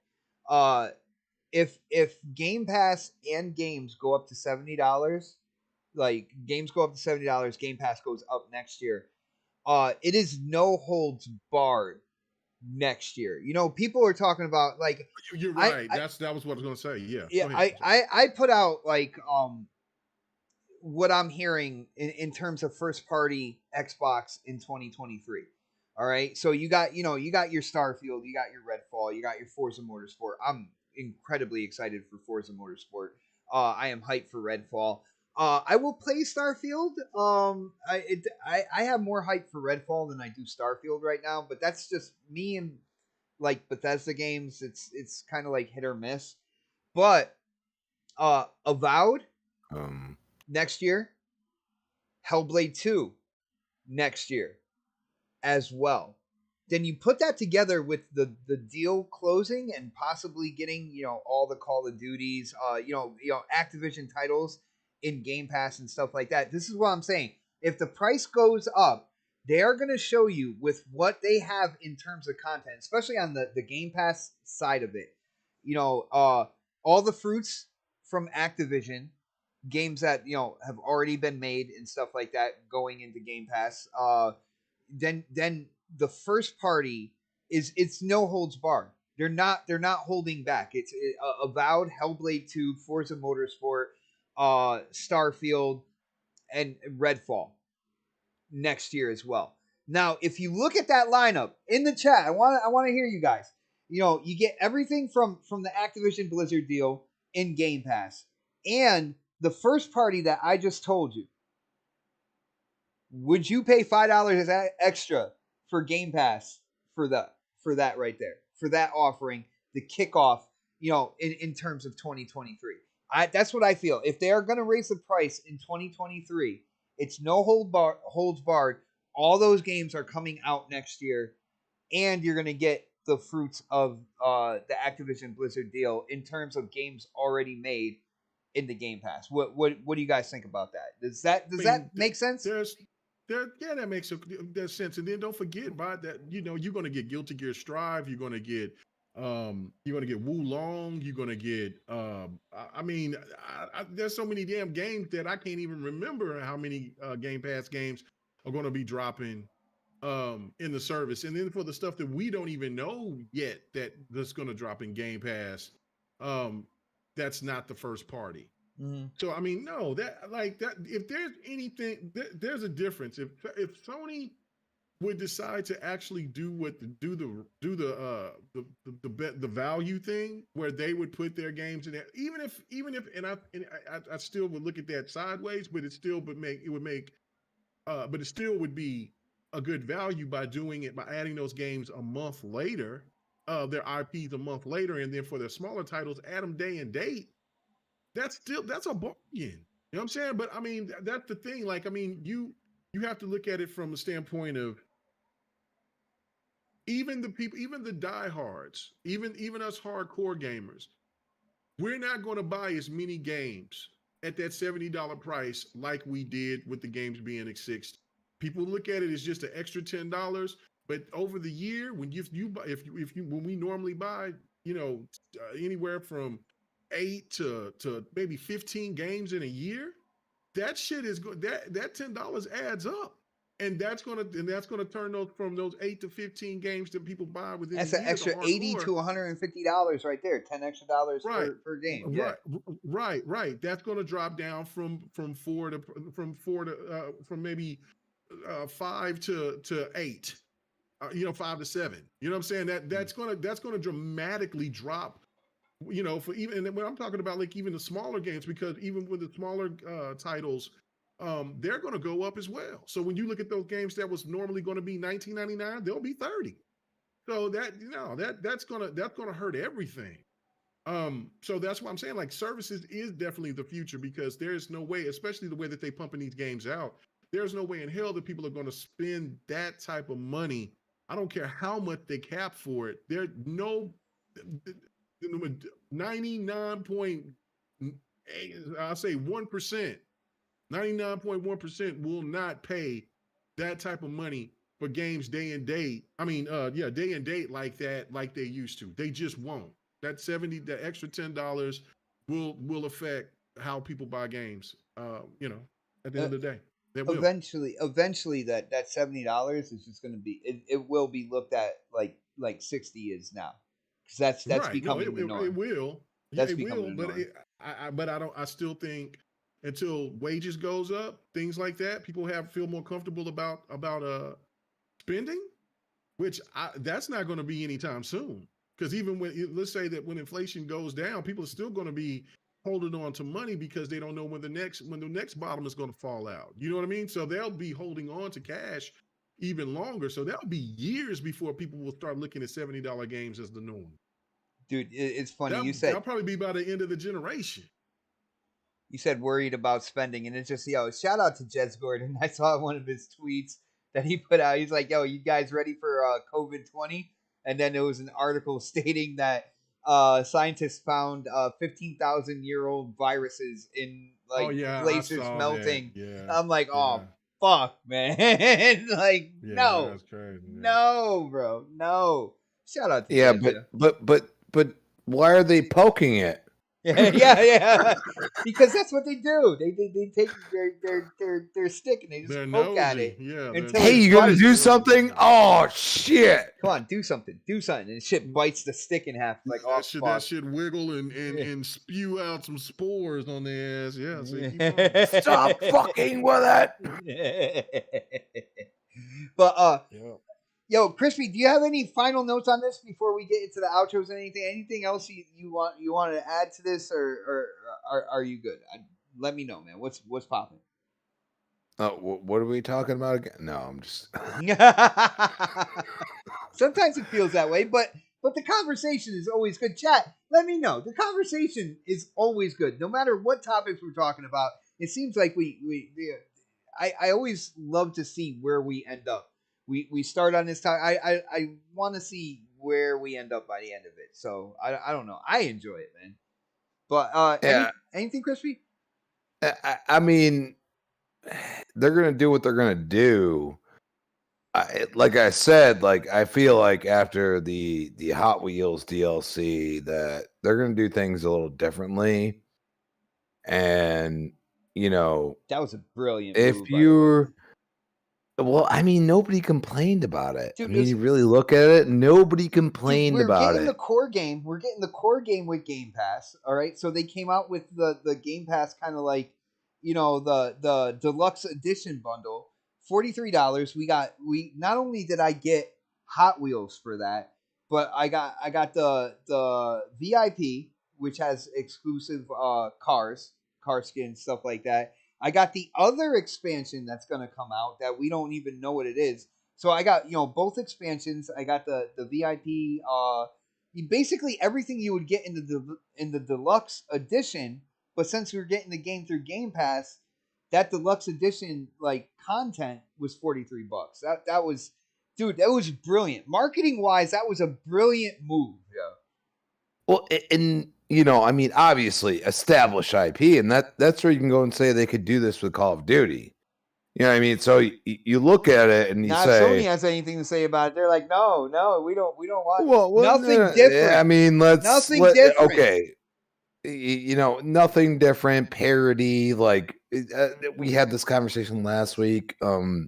Parody is like objective, like how that company feels about parody, how it affects them. That's parody to them. So I don't know when like I get arguments about that. I'm like, Sony feels that they can't compete with this, and that's what they're saying. So how am I gonna go against it? Like they can't compete with this, even though they're the cream of the crop. They're the premium. They can do no wrong. Quality. They are reeling.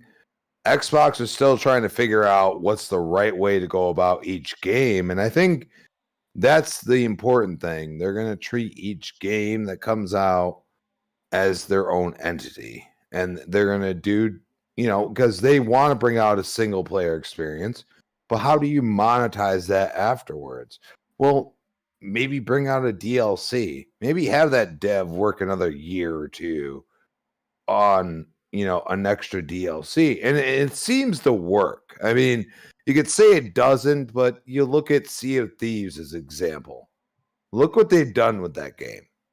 Okay, I was absolutely trashing this game when it came out.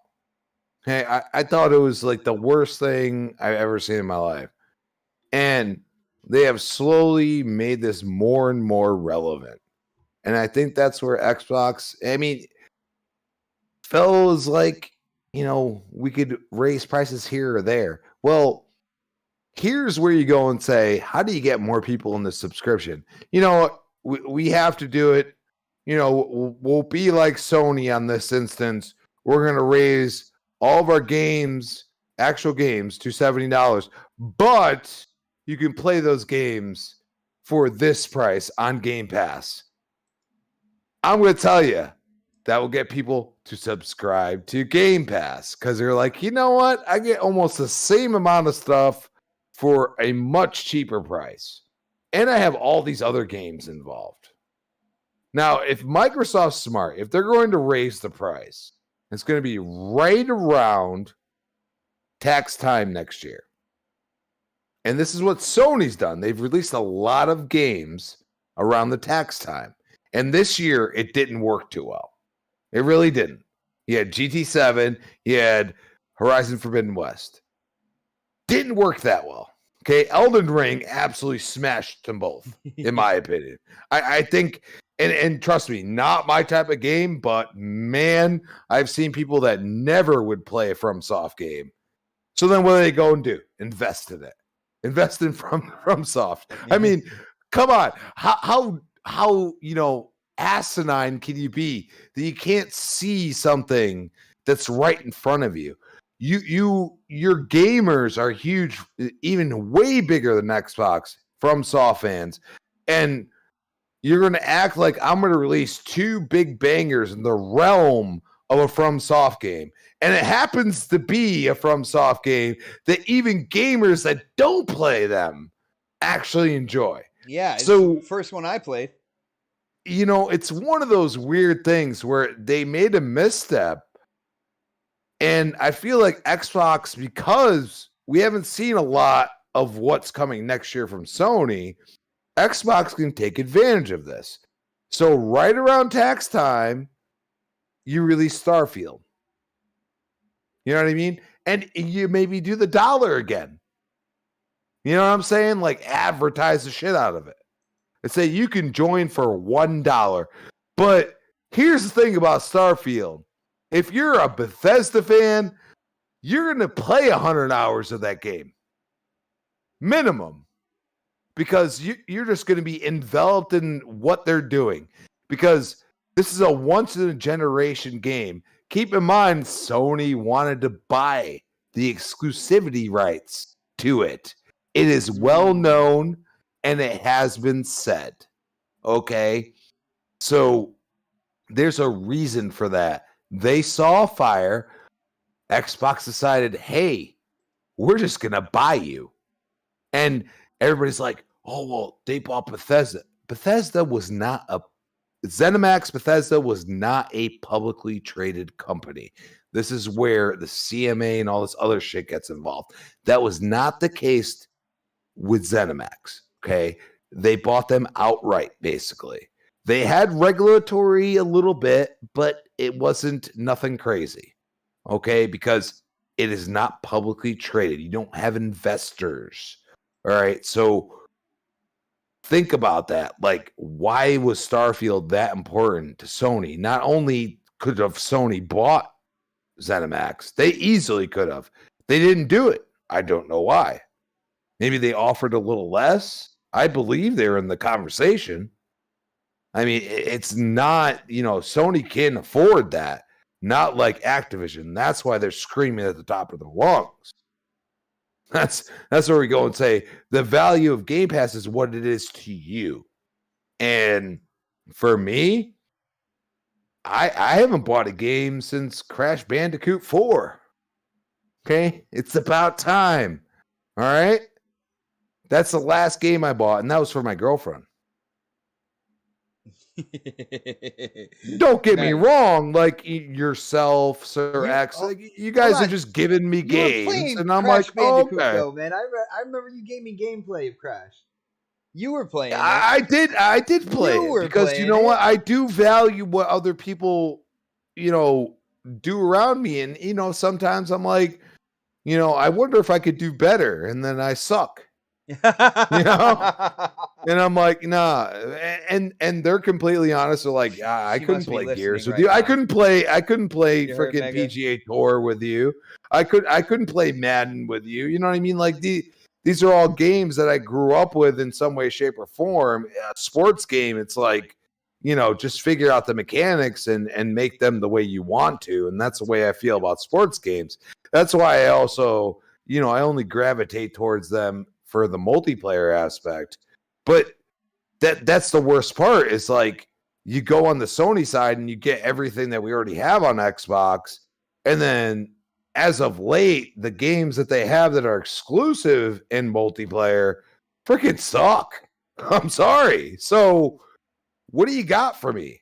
Well, what's the reason for paying more dollars a month for your premium service? Is it Stray? Because that's a single player game. You are on Stray so bad, bro. No. I love cats. I have 3. So I could talk that Were shit. any of them strays? One of them is. Oh, Yeah. Look at that. Bringing in. Lived in a house and wanted to get out because there was 30 other cats in there. And we took him out of there. And he's still sketchy as a motherfucker. Okay, he was a stray.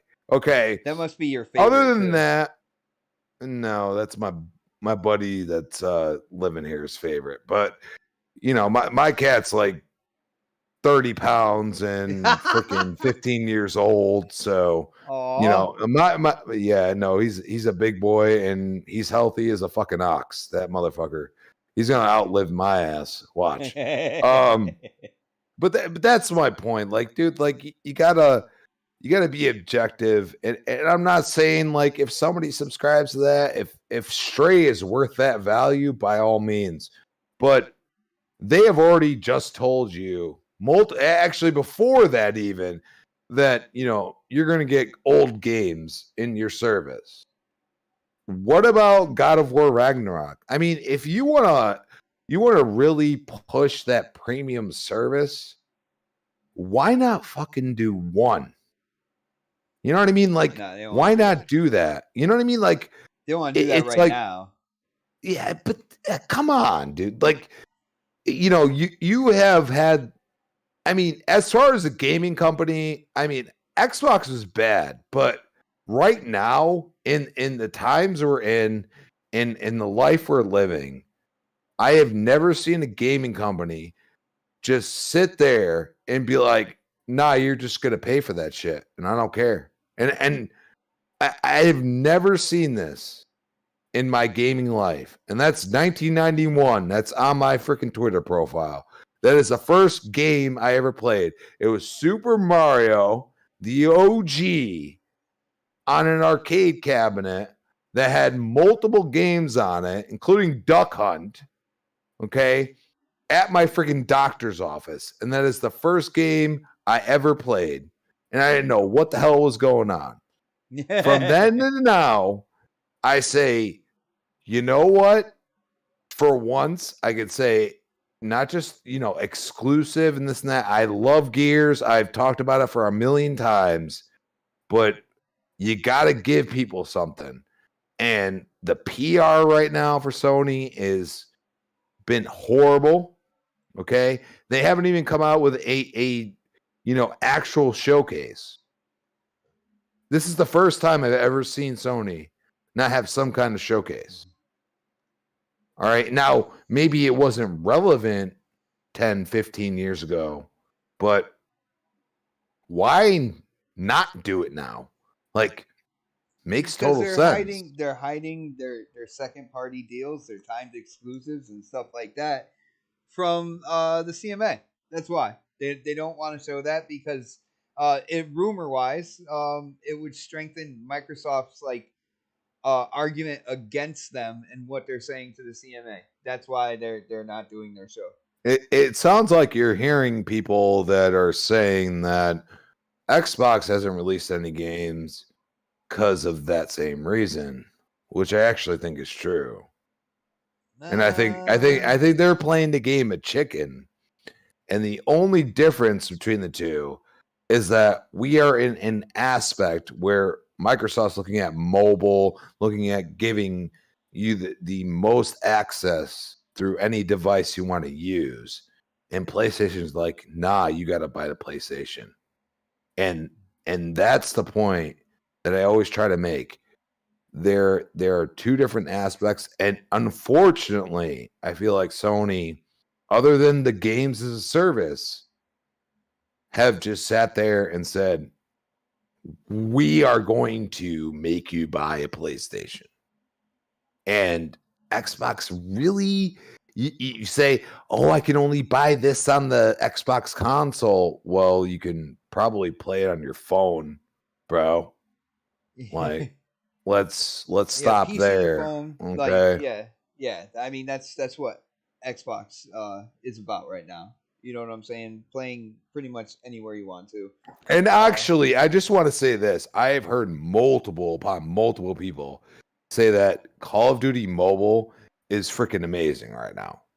It is absolutely like people are using I'm telling you, like I know people that will play on their phone, dude. Like I know too many. Like you know what? Fuck it. Like I'll wait until Keystone comes out if I want to put it on my TV. Like that's how hard money is right now. Like I have people just like I'll play it on mobile and it's actually runs really well. So I'm not that type of gamer. I boot up my console. I play on the TV. But who am I to argue with that? You know? Yeah, no, I hear you, brother. I hear you.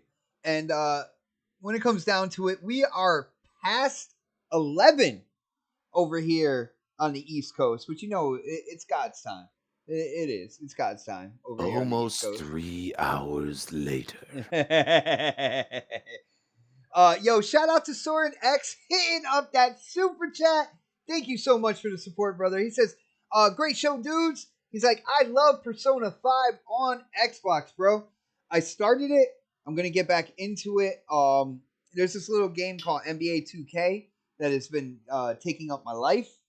Playing games in the rec. Shout out to everybody out there. Go I'm ahead. skipping this season and I'll get to the third season. Oh well, I want that. The Jabberwocky. Yeah, I want the Jabberwocky.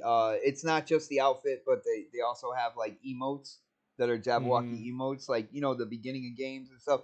You know how I am about the emotes at the beginning, at the end. I'm always doing something crazy on the court with that whole thing. And I'm probably gonna rebirth either a shooting guard or a point guard, and get another character rolling. So yeah, the 2K is taking up my life. And shout out to everybody getting in on 2K. If you ever want to play a game, if you ever want to join up in the rec, my gamer tag is Xbot448. Who would have thunk that? You know what I'm saying? But yeah, no, it's Xbot448. Go ahead and add me on Xbox Live. We will go in. I am a slasher. I will be looking for the ball, cutting to the rim, people.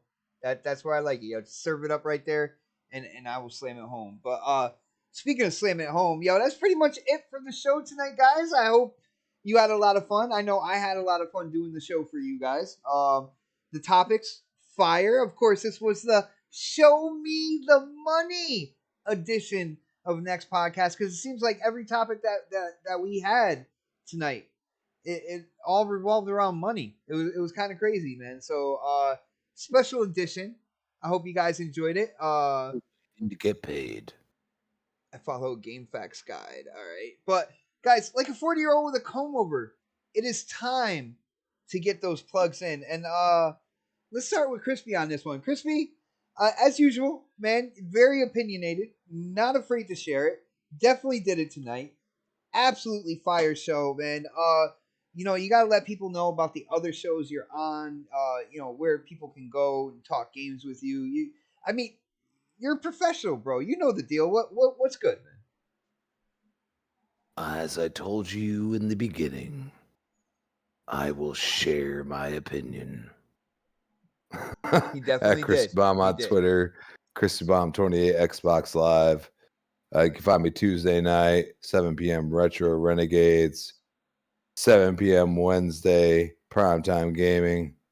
And of course, back here, Thursday night, Yes, sir. 8 p.m. Which is Primetime. prime time. That's right. On the next podcast. We'll see you then. Nice, bro. Nice. And of course, shout out to Pred.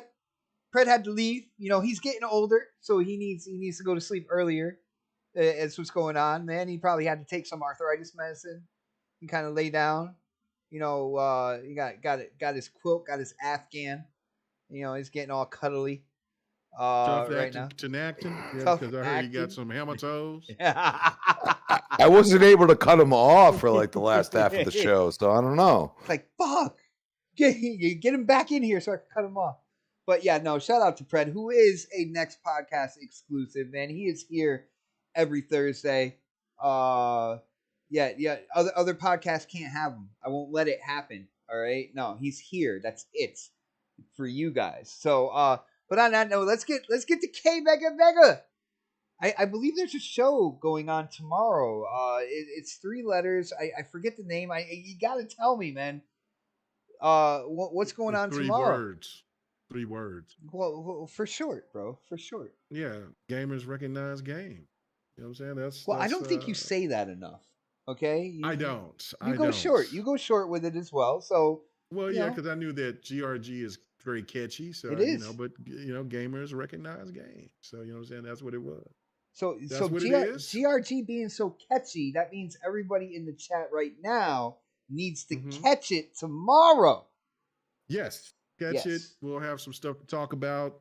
The whole time while we were talking, actually, Persona is probably one of the best games to do while you're doing a podcast, because I did this last night on Spooky's podcast, and so I did it tonight. And so I've already taken out a couple of memento you know what I'm saying, hooligans, took them out, you know what I'm saying, in another palace. And so I'm ready to, you know what I'm saying, I'm ready to take down this scoundrel. So, but Where's the yeah, no, penis demon though? Where is it? the penis demon will show up. I don't know when because I never beat Persona 5. But I know that he's eventually going to pop up, and I will definitely No pun show intended. pics of No pun Mara. intended. You know what I'm saying? You know what I'm saying, doing his penis demon duties. So, you know what I'm saying? So yeah. So that's that will definitely happen, and I'm gonna try to catch him like a Pokemon. So OnlyFans. oh yeah, I know, right? But yeah. So I'm already like almost 40 hours in.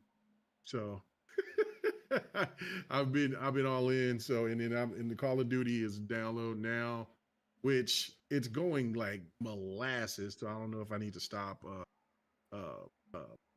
Yeah, you got to stop the gaming, man. game. You got to stop gaming. Like, So you know what I But usually do, I can't you stop. well, YouTube. Like, if you go in and watch something on YouTube, YouTube does not affect your download for some reason. I have no idea Oh yeah, why. I know. Oh yeah, no. Well, I mean, I got my computer right in front of me, but anyway. But yeah, come check out NBA GRG League tomorrow Pass. night. Let's see what's It's up gonna there. be it's gonna be something. It's gonna be something. I don't know what it's gonna It's be. gonna But be it's it's gonna be something. something for Yeah, you. I'll figure out some out there. topics and we'll get out there and do the things that we all do, make people laugh, have a good time. Also, I will be back streaming. I was supposed to stream tonight, but I forgot that I had a podcast tonight. So I'll see if I can try to do it tomorrow night after GRG, or definitely we'll be right back kicking it, doing it Saturday, to where I'll be streaming my very first single player game, which is going to be Gotham Knights and then Call of Duty. I'll do them both, and then Fight Night will finally return. I know it's been like a month since I've streamed it all. I've had all these doctor's appointments, but I'm definitely back this weekend. And then also, like I said earlier, if you missed the beginning of the show, we're going to be doing Crackdown. We're going to play. We're going to try to get a full 5-on-5. If we can get, we had 6 people last week. We were trying to get 10 people to come in and play Crackdown 3's multiplayer. We had a blast. I'm going to stream that. You know what I'm saying? It was really fun, and we actually seen a new map that we never seen before. Actually, really crazy. Don is a maniac. I don't know how he does it, but man, if you're trying to kill him, he'll blow up the buildings, and the buildings are and the debris is coming down on you, and you can't see him, and then he kills you or he escaped, and it pisses me off. So now I have a strategy on killing his ass because I know exactly what he's going to do now, because he'll drop the building to where you can't see with all the debris falling on your head, and that takes energy off of you if you get all that debris falling on you. Man, it's really fun, really fun. It's a joy to play. So, come and check that out. Come join us because we're looking to try to get that 5-on-5 pop. But other than that, man, thank you. Come, you know what I'm saying? Come up here next week, and you know what I'm saying? I'll be here waiting for my $20 in nickels and dimes, which I haven't got after the last 8 years. So anyway. All right, bro. And yo, huge shout out to the chat. Thank you guys so much for hanging out with us. Yes, we are here every Thursday, 8 p.m. Eastern. And of course, Crispy, you know that is Prime time, baby. Oh, But that's it ain't the Lord's right. time. That is right. It is I just told you it was the Lord's time, man. No, the Lord's time is central. Get it right, man. Stop it. The sun comes up in the east, my People friend. in the Sorry, Central dude. don't even know what an ocean looked like.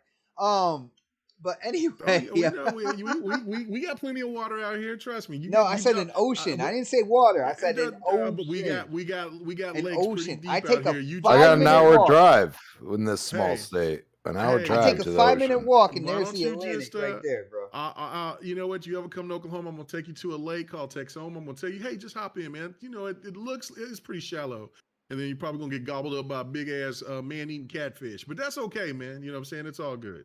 Why would I swim in something that I'm going to get gobbled up by a man-eating catfish? People swimming in Lake Texoma all the time. You come over here, man. You go swimming.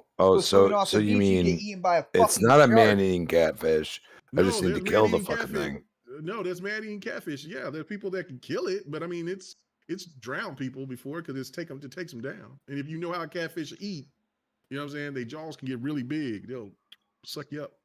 Oh my goodness! Yeah, that sounds like a bunch of fun, K-Mega. I can't wait to get over there. Come on down, baby.